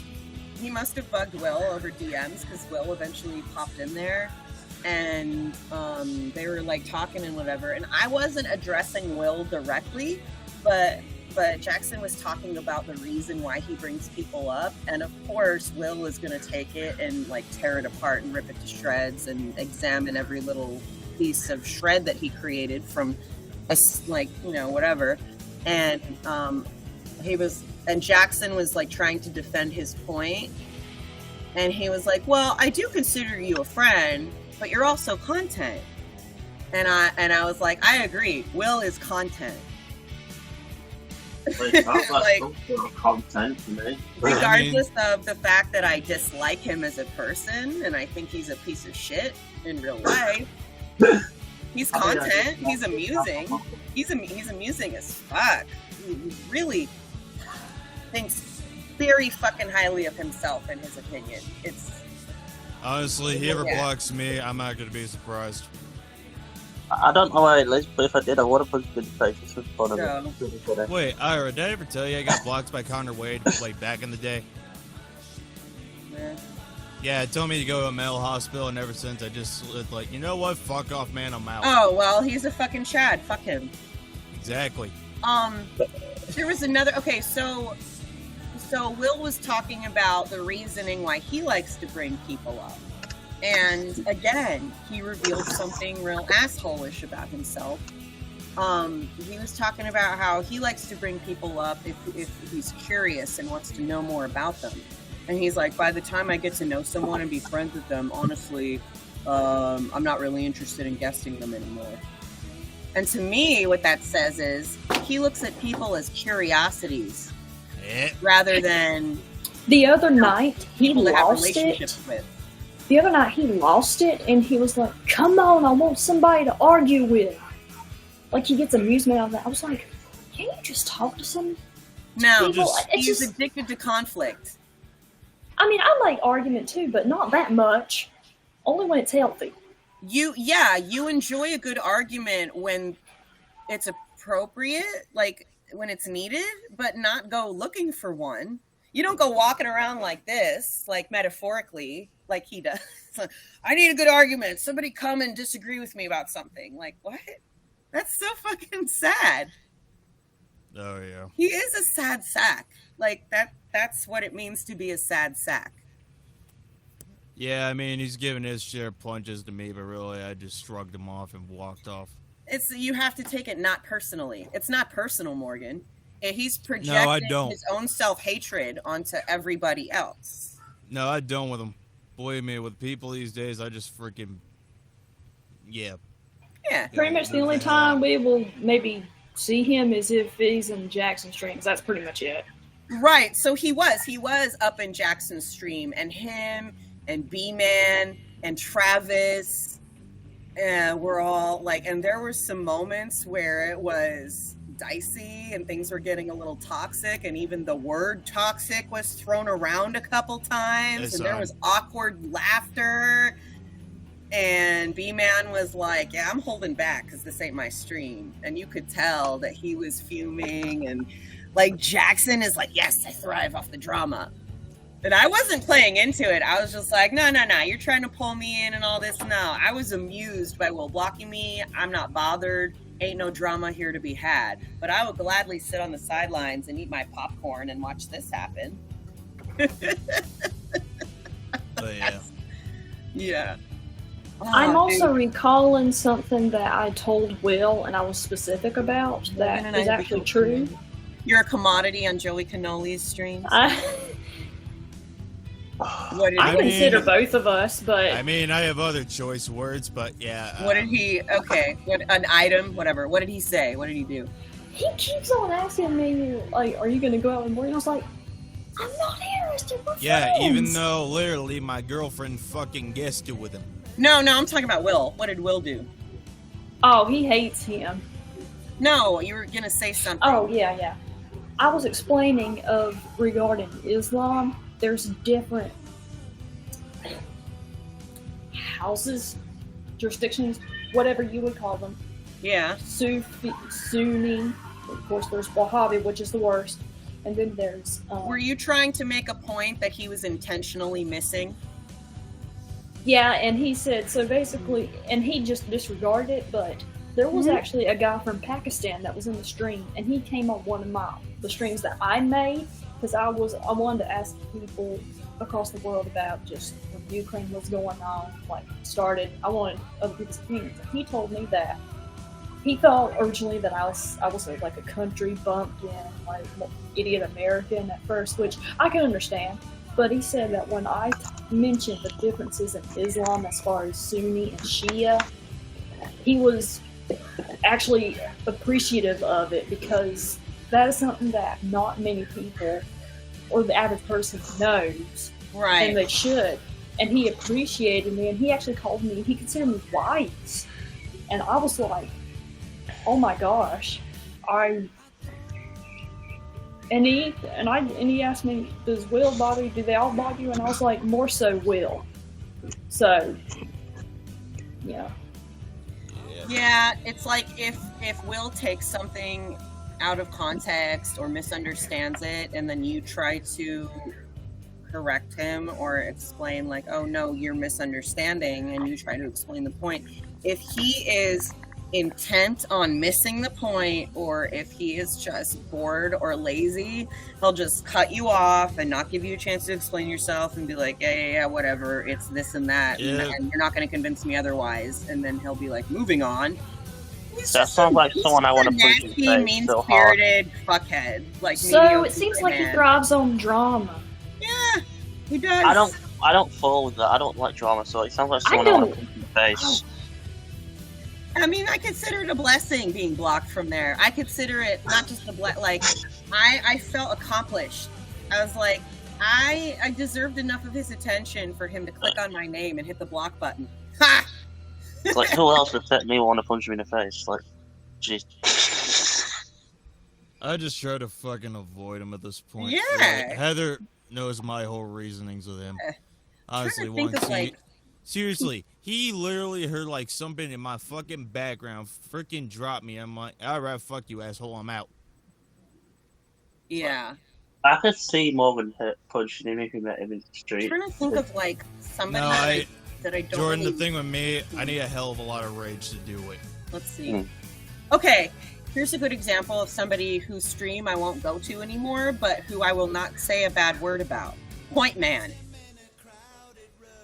The reason I don't go to his streams is very personal. It was just a kind of a fluky, fucked up situation, and just I don't personally feel like going back there. but he is a great guy. White Man is a great guy. He's one of the few people who didn't change after he became a partner. He didn't change up his whole thing and become all hype and whatever, and then just go like, you know, give me diamonds, give me diamond bars or whatever. And he doesn't talk bad about me either. Like, if people ever go in there and ask about, because I've heard from other people say like, oh yeah, whenever your name is brought up, Eric is always like, you know, oh yeah, you know, Ira like needed to leave because, you know, personal reasons, and she's always welcome back here if she ever wants to come back. And so like there isn't any bad blood between us. Yeah. And there's a few others that are like that. There are also a few partners that have blocked me because I also called them out on their bullshit. Just like I do Will. So I've been blocked from actually several big accounts on here because I called those people out on their bullshit. And their fan base didn't want to hear it either. So, you know, it's like the mob rule, right? Majority wins. You mean the fanboys or fangirls or Simps. whatever?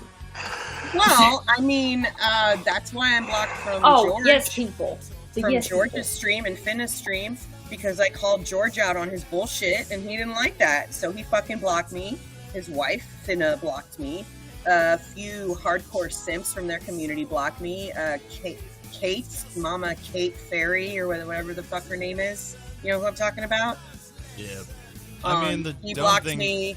I'm not sure exactly who else. I just know for sure those people because I used to be fans of Kate, but then the one time shortly after me calling George out on his bullshit and all that drama came out, and I'm like going around and finding, oh, I'm blocked by this person. Oh, I'm blocked by this person. Oh, Kate blocked me. Okay, I see how it is. Like, you know, people, they took their sides, and I'm like, fine. You want to go with the popular crowd, the mob rule, whatever? Fine. You want to go with what the person with the gold camera, the people who have more clout on here, even though they're the ones who are fucking toxic and in the wrong, you know, you're gonna take their side. That's fine. You want to ride the waves of clout? Fine. I'm just not gonna fuck with y'all. I mean, and they talk shit about me. I know they do, or at least they did for a while. The thing is, too, I mean, not just George Ira, but like, hell, fucking giant fan bases on here in general. They take them way too fucking seriously. And I'm just like, why? Like, for the record, we're all on almost dead platforms. I know. Like, I know. It's like they treat sake. these people like they're fucking celebrities.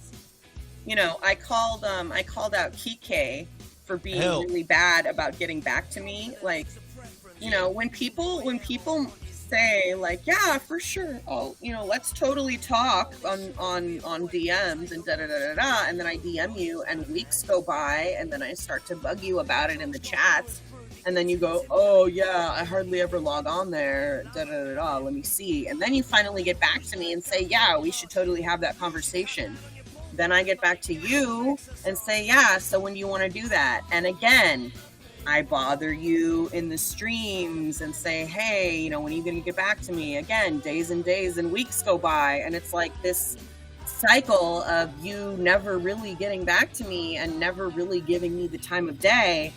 And at some point, when 3 months, 4 months, 5 months, 6 months go by, and you still haven't taken the time or set aside the time or made the effort to have some one-on-one back and forth with this person who you've been leading along, and I fucking called him out. I called out Kike for being like, dude, he is terrible about getting back. Like, I don't understand, you know, why even bother saying that you're gonna when you clearly aren't gonna make the effort, and, you know, started giving all these excuses, all the same excuses. Kit Kats, that girl Kit Kats, started backing him up, saying, you know, he's really busy and all this, he's always working and all this stuff. And I'm just like, he has time to come on here and fucking shoot shit and he has time to like do this or that or whatever, and like, you know, talking about all the stuff that he's doing on stream, and you're telling me he doesn't have like 15 minutes or so here or there to like actually get down to brass tacks and have some one-on-one messaging with me like he's been saying that he would for months and months. I mean, at a certain point, you know, how much time are you someone with the back and forth before you realize that they don't mean shit?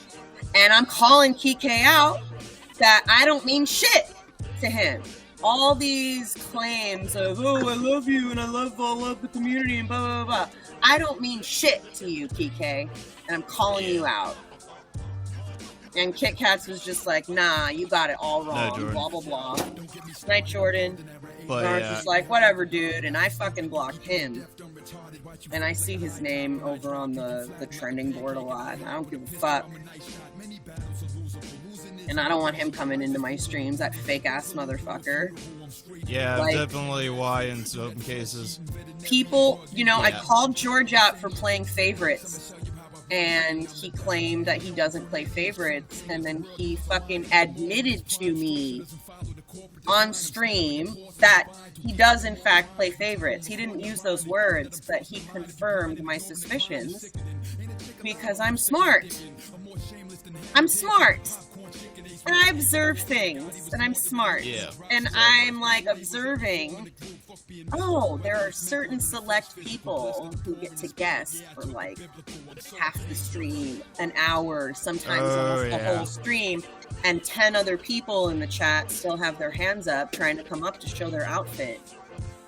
And you ain't giving them the time of day. Meanwhile, over here, you're claiming anybody who wants to come up on stream, put your hand, and I will make sure that you get to come up at some point during this stream. If you put the effort and the time into making an outfit and putting it all together and putting it on, and you put your hand up, I'll make sure you have that guesting time. What ends up happening is he starts getting drunk, loses track of whatever, which is fair, you know, that you can't really keep good track of stuff off the top of your head. What's up, Bob And Camel? I'm doing good. ends up doing the whole playing favorites thing, which he claims he doesn't do. And it's just like, you can't. That's like telling me that I'm not seeing something that I'm currently seeing with my own eyes. Like, you can't tell. Like, my fucking nephews try to do that. You know, I'll be looking at something and I'll be like, I see that this is happening. And they'll be like, no, it's not. And I'm like, I'm looking right at it. Okay? You can claim, no, it isn't, all you want, but I'm looking right at it. So I know that you're not being truthful. So stop. Yeah. Like, it was like that kind of a thing. And he was like, drinking and stuff, it kind of gets hard to keep track of stuff and making all these excuses. And I said, yes, I agree. It does get hard to keep track of stuff when you're getting piss-ass drunk. So, you know, maybe try doing some of the things that I've seen some other streamers do, like have a co-host who stays sober-ish, who can stay on top of things for you. Make a list of the people who have their hands up. Keep a timer to make sure that people are only staying up a certain amount of time before you cycle it out to the next person. Yeah. Make sure that you're utilizing all 3 guest spots instead of keeping 2 guest spots filled with a couple of your regular favorites and only cycling people through that 3rd guest spot, which is what he was doing. I don't know what he's been doing for the past, year or however long it's been, but that's what I was seeing and that's what I was calling out. And he was trying to argue with me and telling me that I wasn't seeing what I was seeing. And I'm just like, nah, dude, that's how it is. And if that's how it's going to be, then don't come over here and claim that you're not playing favorites and claim that everybody gets to get up there because you're not making sure it's going to happen. And there are other streamers on here who do it better than you. Yeah. This is what I'm trying to tell you. Like, if you want to do your stream that way, all messy and shit off the top of your head and not make sure that everybody gets a chance to get up, that's fine. If that's the way you want to run your stream, that's fine. Exactly. Then do that, but don't do that and claim that you're not doing that. That, oh, I'm going to make sure everybody gets up, and then just make excuses when every time that doesn't happen. Week after week after week, it's the same old shit.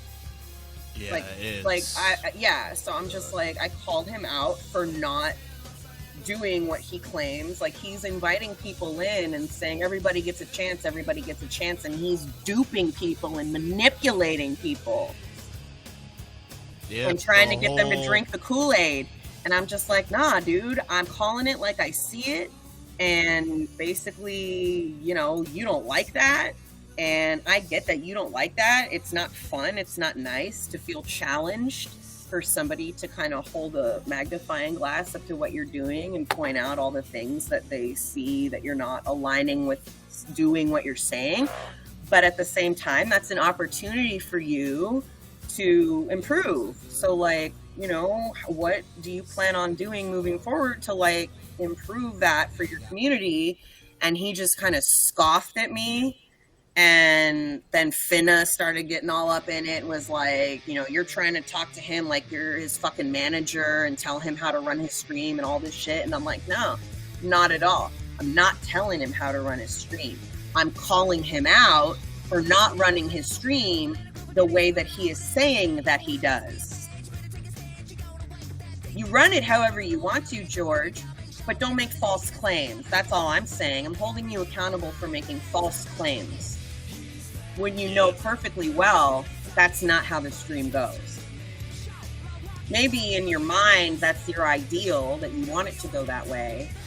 And if that's the case, I've got some suggestions which you could take or leave, but this is what I've seen other streamers do, other partners on here, when they have guesting streams, where the stream is specifically for the guest, the guesting, for bringing people up. That's specifically what that Sunday Fun Day stream, whatever the fuck it's called, is for. It's for bringing people. You know what I'm saying?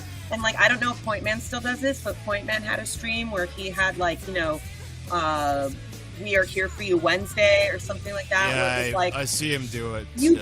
And he brings people up and they talk about their problems and they talk about whatever's on their mind and stuff like that. And, like, that's what the stream is about. And if I'm not wrong, Eric is very good about, he either uses a timer or he has a list or both, and he tries to make sure that everybody gets up there. Then again, he doesn't drink like a fish during his stream, which is good.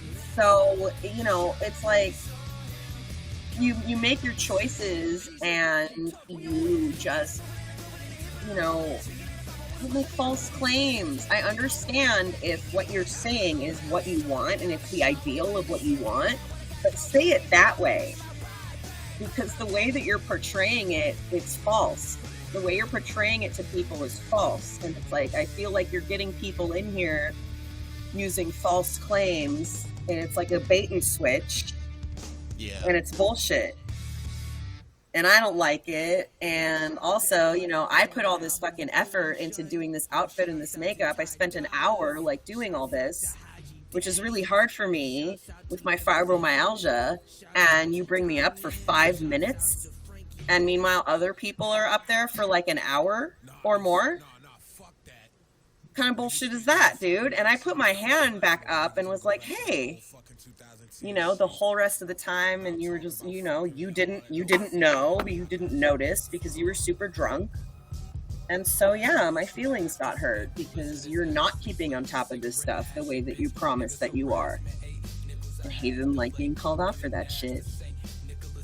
Yeah. And Finna is even more toxic than George is. I think she's a bad influence on him, honestly. Honestly, there's like a whole herd of bad influences on here. I just see it going on, passing like a fucking disease. Yeah. Yeah. So anyhow, I don't remember. Why, like, my shit's small as hell, and why basically J. Cowboy's been like my only consistent streamer partner for like as long as possible. It's like, just be accountable. Yeah. Like, just be accountable. That's all.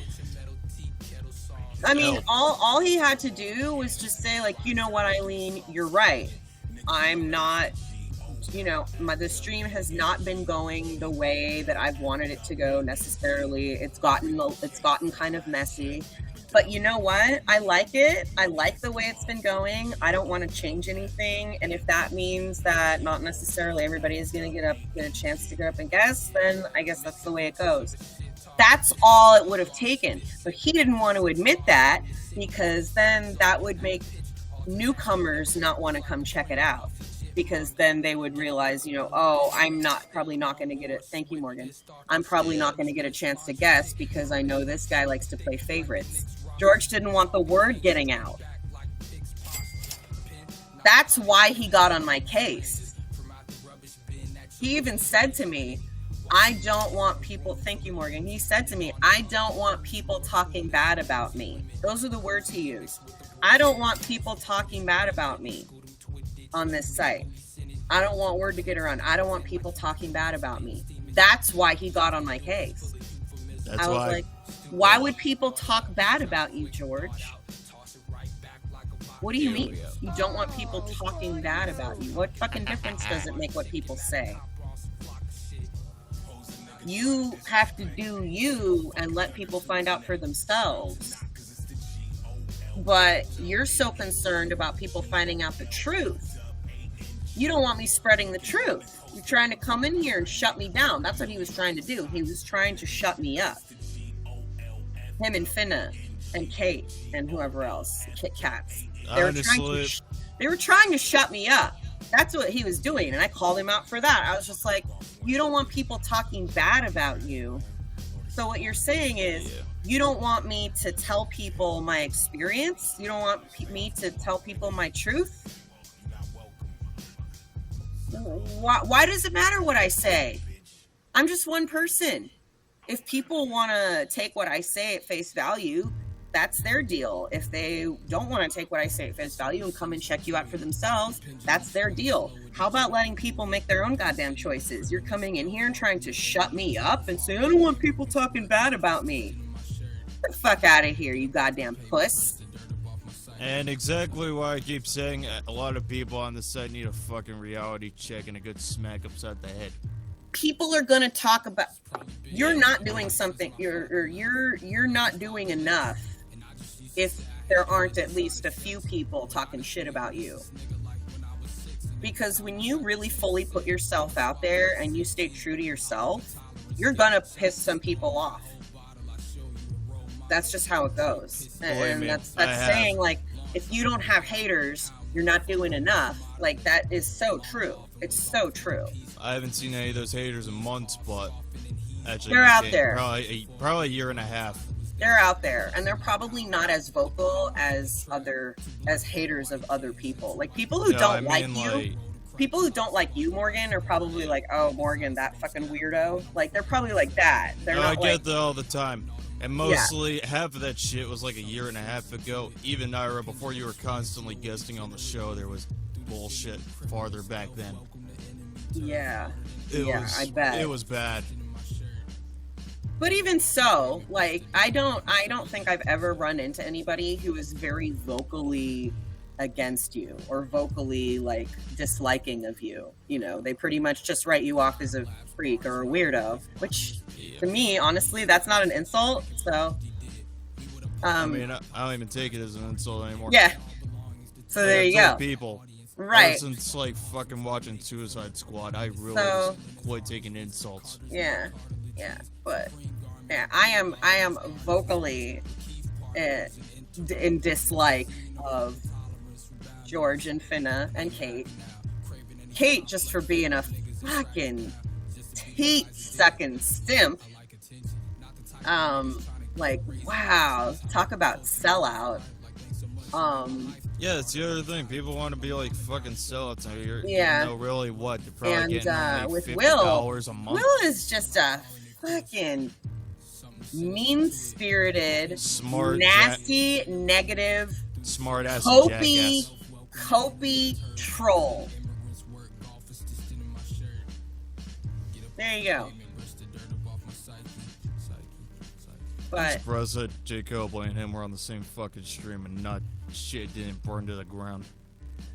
Well, Jay Cobley actually has really good self-esteem. Oh, and Will doesn't.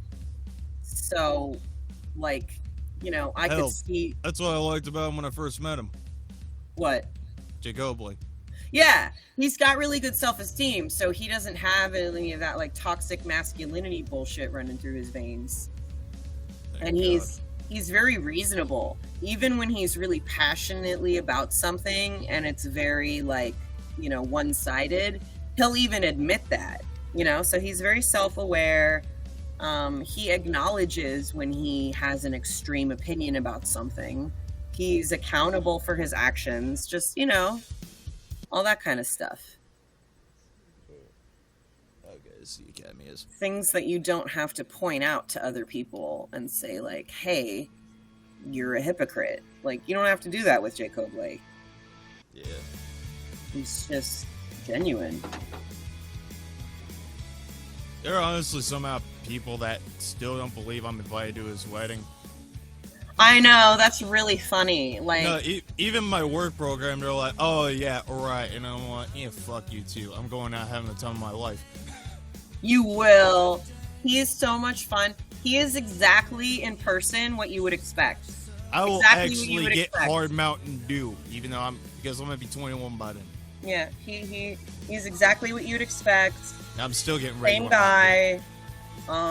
Even better in person, like, one of those kind of, how some people are better on screen than off. Not him. I mean, hell, I told him, supply me with a crap ton of Mountain Dew, DiGiorno pizza, and a cow. Dude. When I first saw him, like, I parked my car and he came out to the car to meet me, and I came out of the car and I ran over and like jumped into his arms, sort of, or like, well, not into his arms, but like I kind of did a running, like, and I jumped and put my arms over his shoulders. Oh yeah. And like wrapped my legs around him and just kind of did one of those, and he was kind of like, he didn't know I was gonna do it, and he was just like, whoa, and he stumbled a little bit, but he did catch me. Oddly enough, somehow I'm thinking I'm taller than him and Gabby.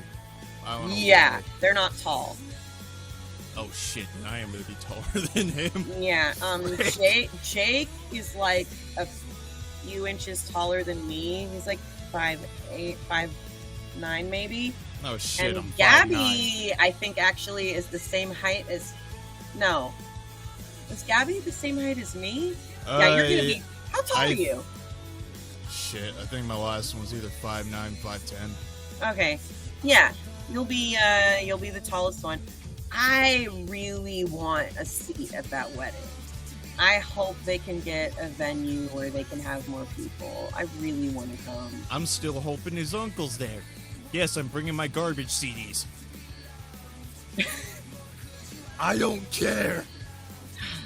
He produced one of the greatest albums of all time. Which album? Beat him. He produced Nevermind. Oh. Yeah, Butch Vig. That's his uncle. I don't give a shit what he says. I want to meet this man.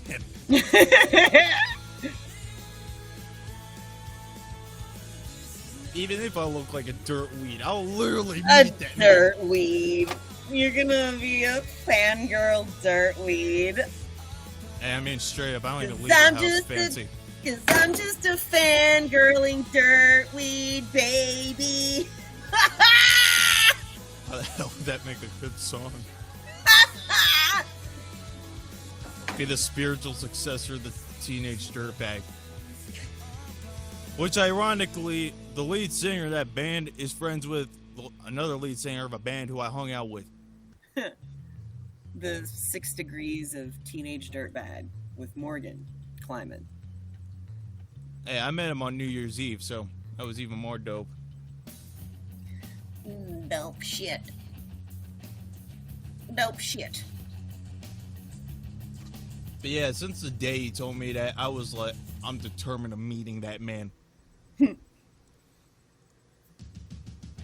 Might be awkward as shit, but really that's how I was meeting the Nostalgia Critic. A Mentos commercial? And now a Denny's commercial. Oh, this shit doesn't even look appetizing. Telling ya, leave Adult Swim running. So I can watch shit till like... Well, I mean, tonight I get to bed at like 1, which I'm pissed about. Did they just show that Barbasol ad? What, Denny's? No, the Barbasol ad. It was Jurassic World, and they showed a Barbasol. I was like, That was the disguised vial container from the first movie. Yep. And they did that as a promotion. That's actually genius. Little Caesars. We don't fucking have them anymore. Sucks. What happened? Well, Heather, we had 2 main stores up here. One of them was in Manchester, next town over in a plaza, which I went to that one for years. And another one was in Hartford. I think both of them closed. And now it's like in Maryland and shit, so yeah. So is Pizza Hut. So we're plagued with Domino's and whatnot. Even, actually, speaking of which, I bought Domino's tonight. Because we still don't have oven racks because of shit that exploded on them. In said oven. So I gotta wait for new oven racks to have any of my dinner out the freezer. Another reason I hope to get a seat at that wedding is because I want to meet you. Oh, yeah. That'd be dope. Hey, I can finally cross up meeting 3 people from this site instead of just Dustin. Shit, man. Even if I can't come to the wedding, that actually might be fun to just, like, kind of come to Minnesota and, like, you know, meet up with y'all after the fact. Yeah. Peace. Or, well, I don't know if they're doing a honeymoon or what. I don't know. We'll have to see. You know, because by then, they might be able to have more people at the venue. He was saying that's the only reason he wasn't able to invite more people. Yeah, I think Jake basically said it was gonna be, well, I don't And even know it's also a financial thing, too. Like, every I think him seat... and Gabby were still thinking about the honeymoon or whatever. Yeah, every seat, you know, every person that comes is a person they have to feed. And, like, also, you know, the more accommodations, for you know, it's just more expensive. And for every penny they spend on the wedding, it takes away from their honeymoon. So I get it. And I've already met them. So it's not like, you know, for me, it wouldn't be as special, I suppose. But Hell, you might even meet Chris because he might be tagging along. I don't know yet. Wait, you're... Yeah, Chris wants to tag along to see me drink my first drink and shit. Who's Chris? Who's Crystal that? Kleiman, Mistress Crystal. Oh! Mother, the one person who's in this house screaming at me at points. Yeah, And my I've family seen it. for you. Thank God they're in bed right now. But yeah. I've drank in front of my mom at weddings. I'm trying to think. I don't remember. Oh, we were in Gay God stream. We were talking about drinking in front of our parents, and I was like, "Yeah, I've drank in front of my parents at like weddings and No, stuff." I mean, believe me, Chris. They do that a lot in Europe, and I think that can be why they don't have a drunk driving problem there much because, well, parents are like the supervisors. Because it's social. It's safer to have them drink at home. Yeah, it's safer because you're around people you know. You don't. And the less something is taboo, the less like ooh factor appeal it has to teenagers. Yeah.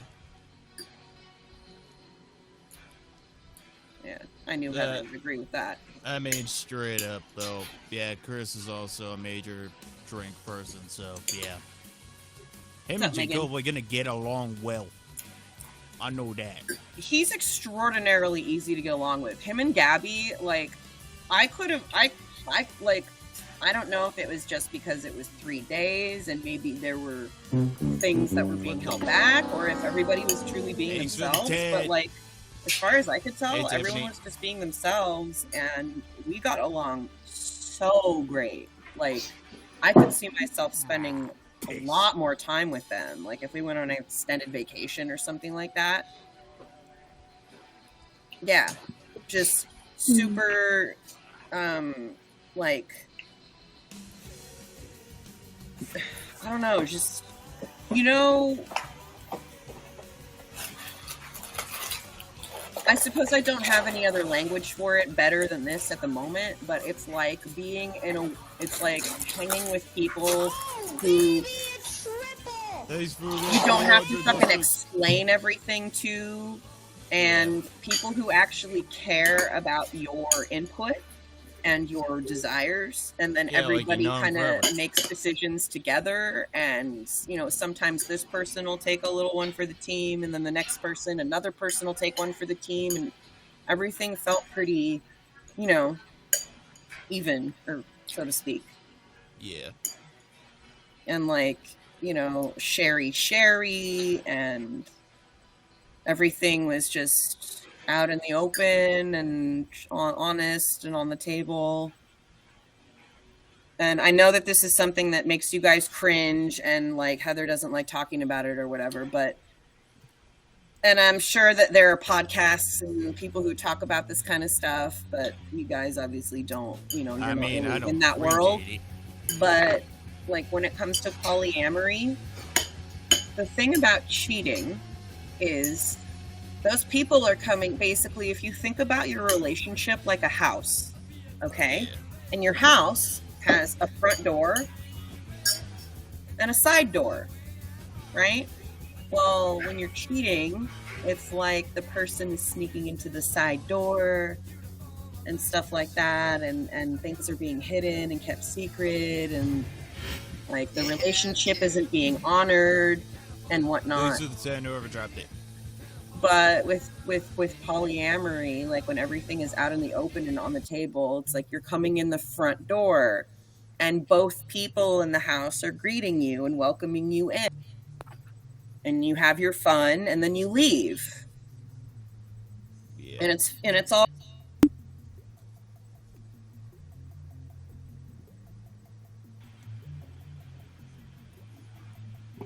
So, yeah.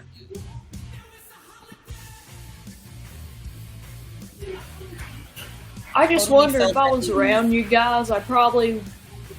Well, Jacoby told me that I would probably want to leave after a while.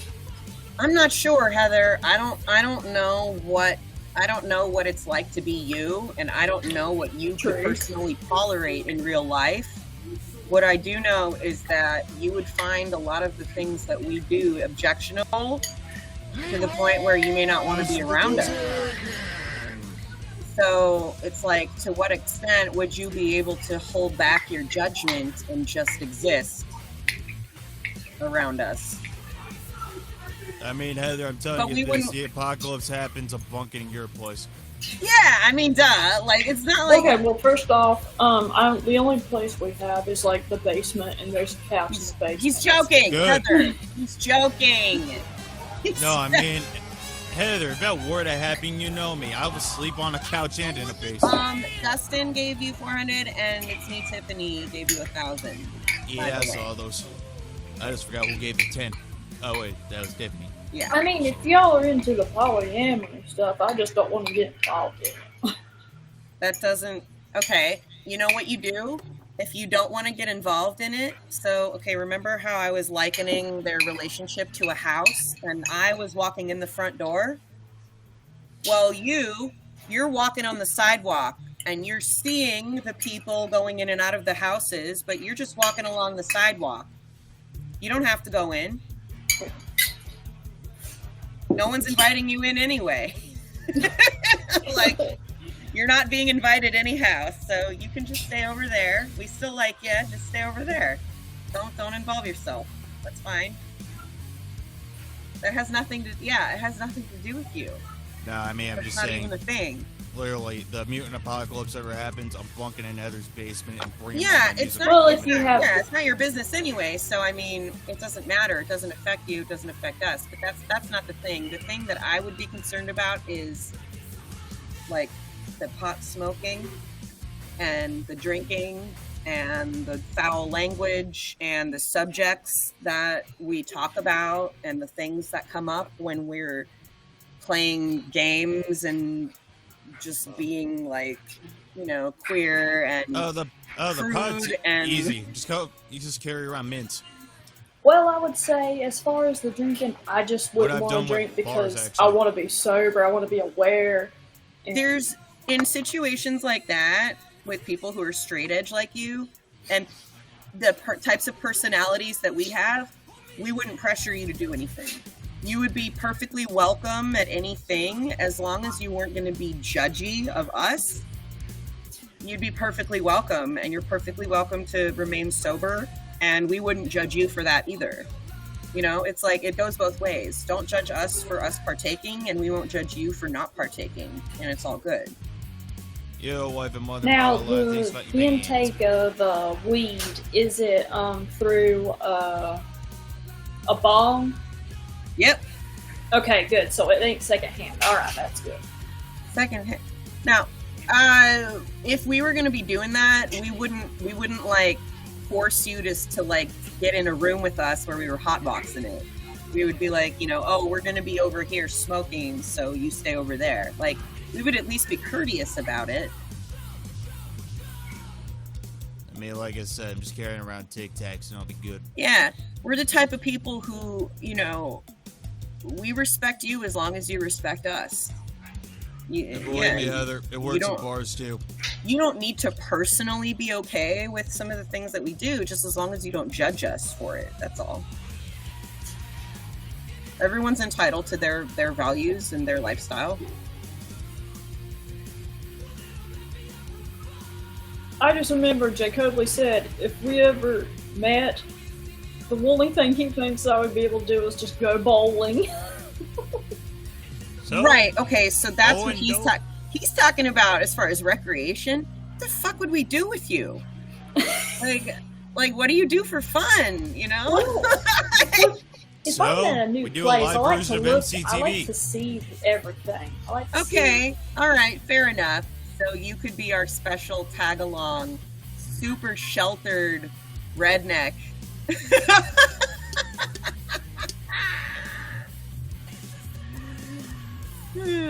I mean, because hell, I'm hard redneck. People would ask about you. They would. People would ask about you, like, so I've noticed, like, there's this chick with your group, and she's not, like, drinking anything, and she kind of looks nervous, like she doesn't belong. Like, what's up with her? Oh, don't worry about her. She just grew up very, very, very sheltered in the South. Oh, okay. I mean, you would stick out. I mean, I would stick out, but also I'm very much a homebody, and I don't have street smarts at all. Yeah, you would stick out a little bit. You would stick out here. I'm limited to just book smarts. It's all right. That doesn't make you a bad person. It makes you just a little naive, and it puts you more at risk than you negatively affecting other people.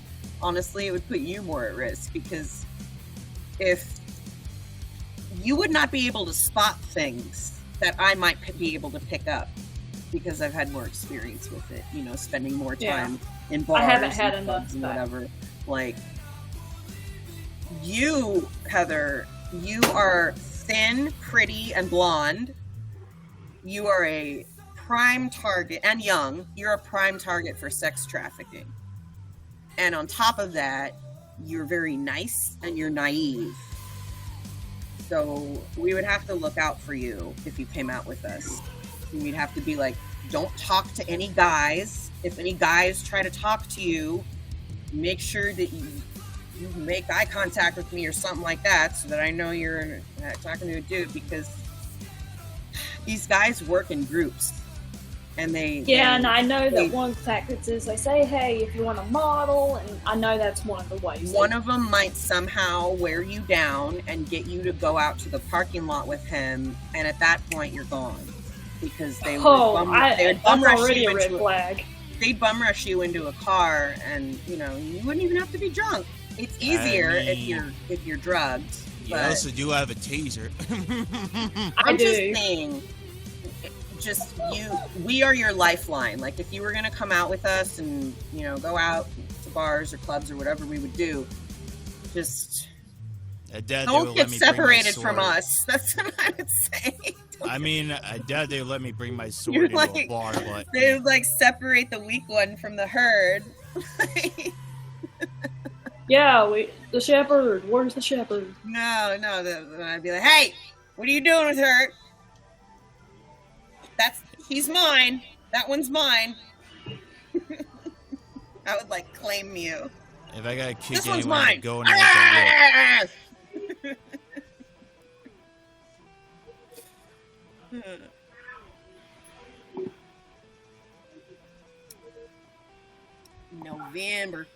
November what? I mean, hell, I also keep saying at points, I ever get enough money one day to get the whole crew out to like one place or whatever. Fuck, I would do a whole MCTV live event. What I wonder is where could be the middle point. What would be the perfect middle point? There really isn't one, location-wise. I think some people would just have to bite the bullet and do the plane ride. Like, why make everybody get on a plane and meet in, like, say, Kansas or Illinois just because that's distance-wise the middle point? Well, honestly, just one, like, that and return flights, they're not that expensive. Now, when you go international, that's going to be more costly.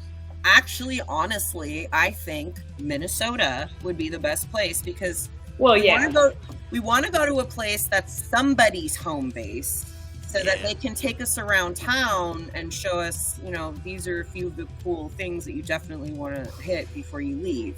You know, if we go to a place where we're all tourists, we're not gonna know what the fuck, you know what I mean?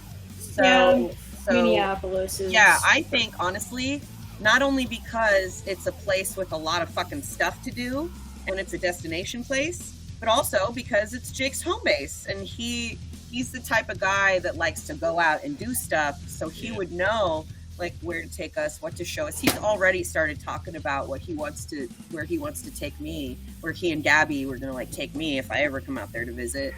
So like I think that would be the easiest kind of flow for the river, you know. Hypothetically, Morgan, how would they be around me? Would they be quick to take me under their wing? Yeah, they'd probably immediately feel protective of you, just like I do.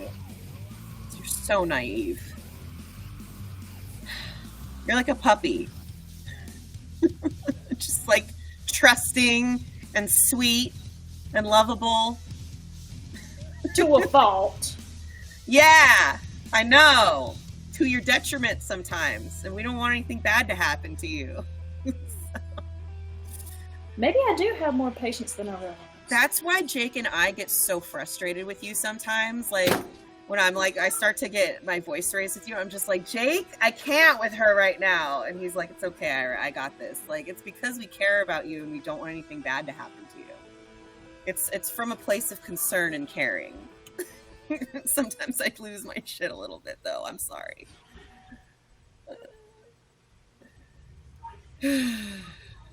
Oh, Heather. Jake and I laugh about it sometimes. But yeah, what Morgan was saying, that would be great. Like, I've actually, like, this crossed my mind recently. I would love to host a thing where it would be an open bar for maybe like 3 hours or something.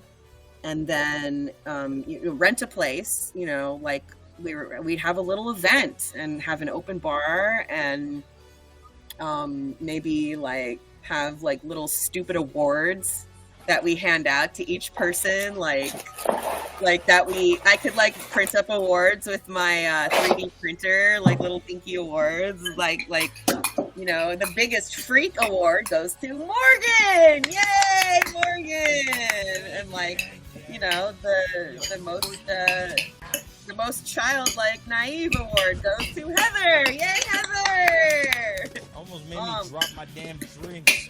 Biggest fucking cynical asshole award goes to Jake Conway.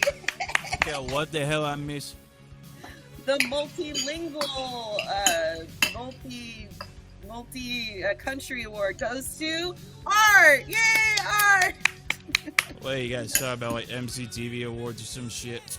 Yes, we host MCTV awards, open bar, dance floor, have our little award ceremony, film it, everything. That would be, if one of us gets like a big chunk of money, like we know Jake is gonna get, that would be great if we like fucking hosted that kind of thing. If we like rented this space. I'm straight up just getting a t-shirt with a tuxedo on it. Oh my god, like rent a space at a Hilton for like 50 people, and it's just our like group. Oh my god. They're being like, who the hell's MCD? Opulent like, my as ass, fuck. damn it. Opulent as fuck. I'm the one that made this show. And then whatever food we don't eat, we can give to homeless people or something. Yeah, not waste it. I'm keeping I can't the stand pizza. it. I will smuggle the pizza back to Connecticut. I don't care. Speaking of pizza, I had something today that I've never even heard of. My battery is running low, so I have to go get the charger. Have you guys ever heard of breakfast pizza? They sell something at Maybe. Whole Foods called breakfast pizza. They have egg and like bacon on it. Pretty good. It was something similar. It wasn't even that, but it had the same thing. It was bacon and eggs and some salt, but they were like muffins. That sounds and like, cheese. It was really good. Sounds like a frittata or something. Yes, I know the battery is low. Give me a minute. Yeah, it's Apple for you. Steak and eggs and steak. That's what you should have for breakfast. Steak and eggs and steak. I'm pretty light with breakfast. You heard? I got it. But yeah, I'm kind of assuming Jake Oboy's gonna get the funds way before my ass. But, Depending on how much work I'm going to be doing, physical work. That's why I usually take a protein bar. I'm It'll already last. doing too much physical work. Protein. Yeah, behind the cashier, but I'm also running around and shit. And I'm working with one other person per day, so yeah.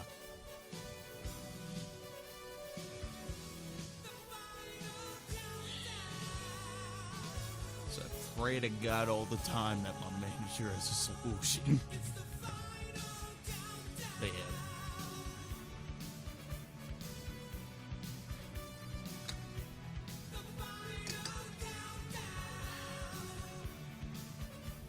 I still gotta weed a fucking garden tomorrow.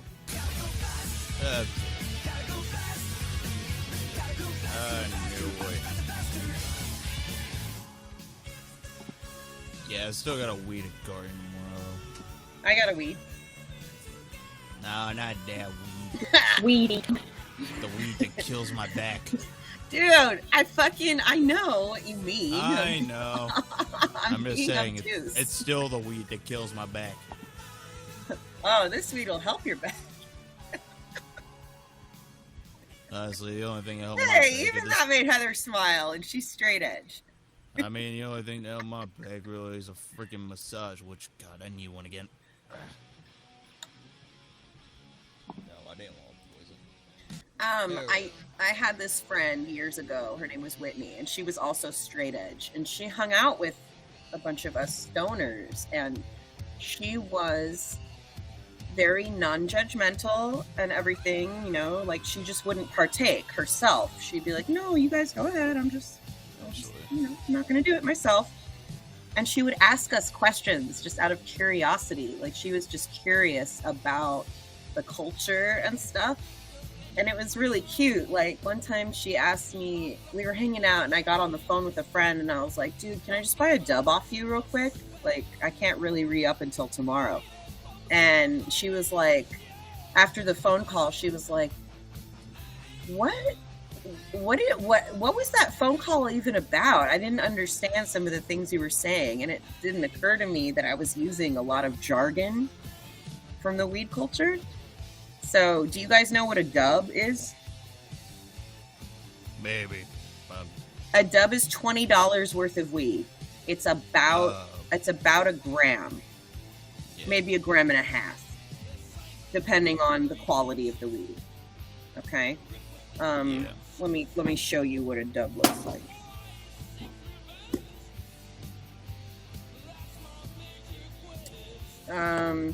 About that. Okay. That's about a dub. $20. So enough for several bowls, but not an eighth. An eighth is 3 times as much as that. Okay. So anyway, the other thing was re-up. Do you know what that means, Heather? To re-up?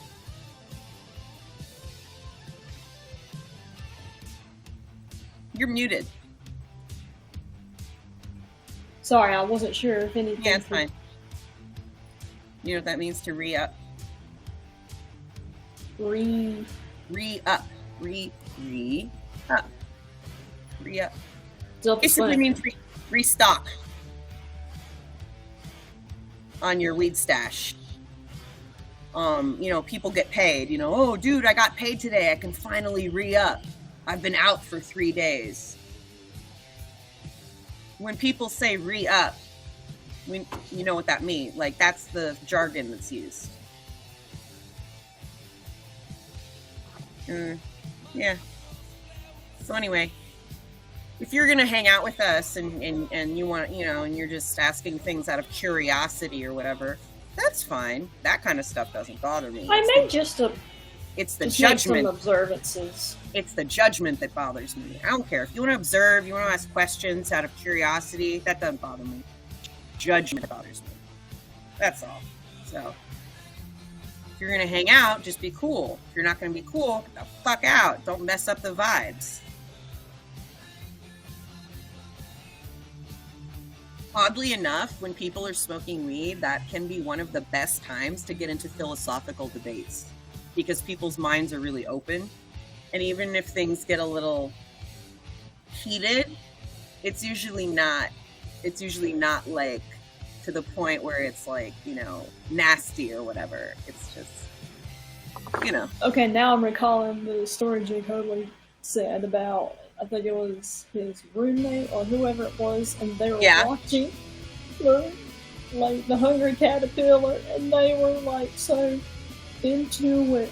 And then I think her mom got home and was like, "What are y'all doing?" And Morgan, when he was saying that story, he had the Godfather thing playing in the background. Oh my god! Oh yeah, I loved it. It was perfect. Someone told me they wanted me to do it. Epic. Oh, wait, is that on my stream? It kind of made it dark too. Yeah. Well, whether it was on yours or Jake's, it was one of y'all. It was mine. No, actually, it was Morgan's. Oh yeah, I must have had the background shit set up. That's funny. That's funny. Yeah, it's in my archives.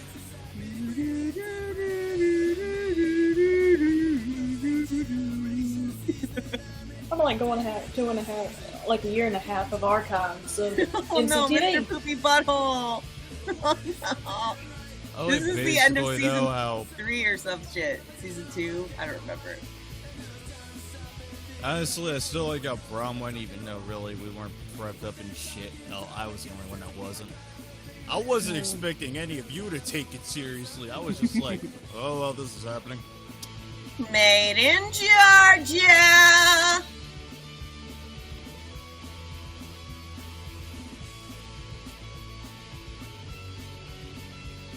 Because,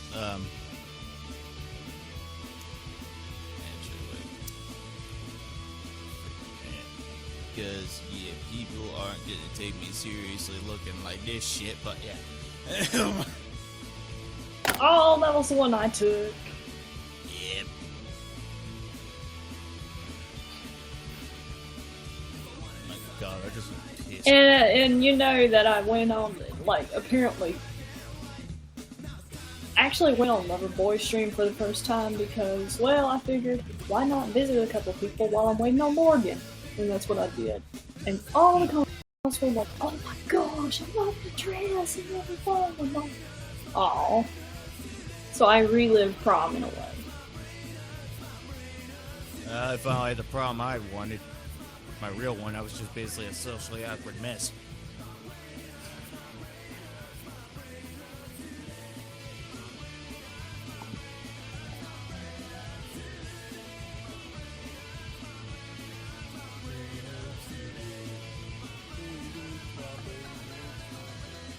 Actually, one of these days, I gotta get a bunch of the archive shit from Art. Cause that was like way older MCTV. Yeah, like the moist review year in review. Oh my god. There's stuff way before that. I know, but I love those. But Moist Year Review, we just made as a joke. And then we were like, hey, why not bring it around a second time this year? And now we're putting a third. It's like, frick. I love it too.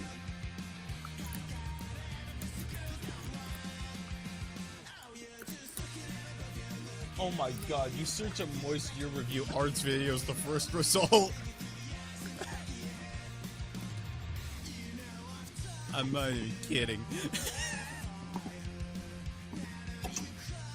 And then there's the Moist Critical t-shirt. Bro, that's just a white shirt. Anyway. Alright, I gotta close down and plug in. I'll come back up when I'm inside. Alright. You know what? F it. I'm rewatching this shit.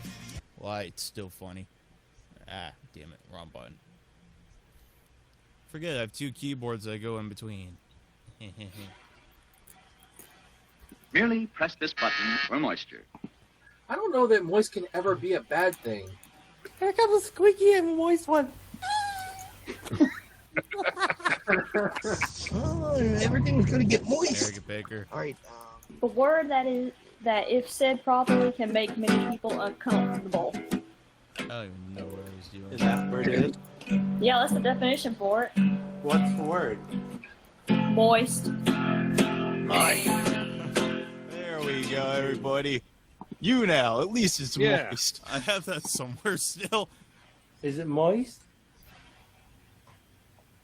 A moist phone, yes, sir. A very moist phone. Man, they are good. Art, they're so moist. Damn. And the barbecued ham. Oh my god. What's wrong with the word moist? Well, it's like a moist. I'm surprised we got Dev in two of these. I said so tasty moist. Ain't nothing like a freaking Oreo dunked in milk. Oh man. Make that Oreo so nice and moist. Of course, American Picker was one of the biggest contenders of this. Sounds moist. Cheers. It's very moist. Oh wow, that could be so. Fish sex is super moist.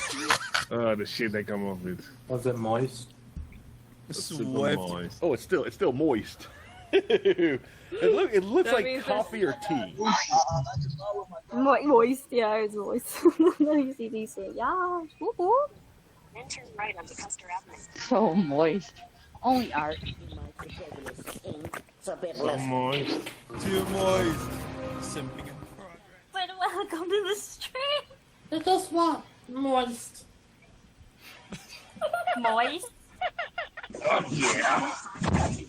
I am moist. Maybe his connection is Patricia moist. Dorge. She got drunk all the time and shit, but oh my god, she was funny to hang out with. Yeah, probably. It's too moist. Definitely moist sometimes, yes. Pretty, come back. For fuck's sake. It's so moist. The moistiest of moist.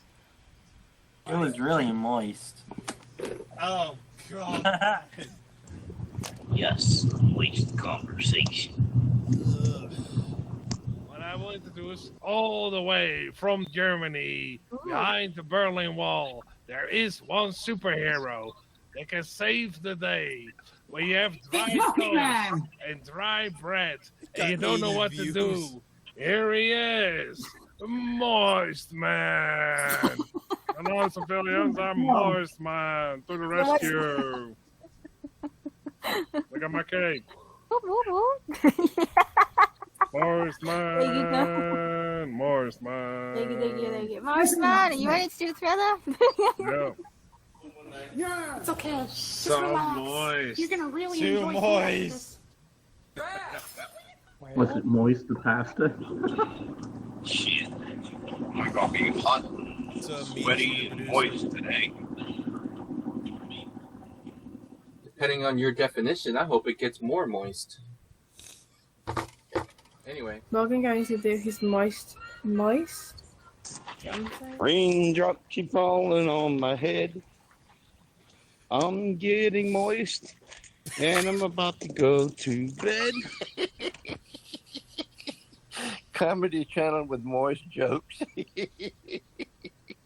No, wait. Everybody's so moist. Everybody's so moist. Everybody's so moist, and I don't know where this is going now. I was getting moist, then I got high. Moist is very wet. Yeah. It's moist and it's cold. It's all. You're moist. Moist? Did he say moist? Gentle and moist. There you go. Yes. It's been moist. Oh no, Mr. No. You know what I call that outside? You know, probably. Moist. Yeah. Stop it. Fuck off. I hate that word. Shut up. I know. Moist. That word. That word bothers people. It's so funny.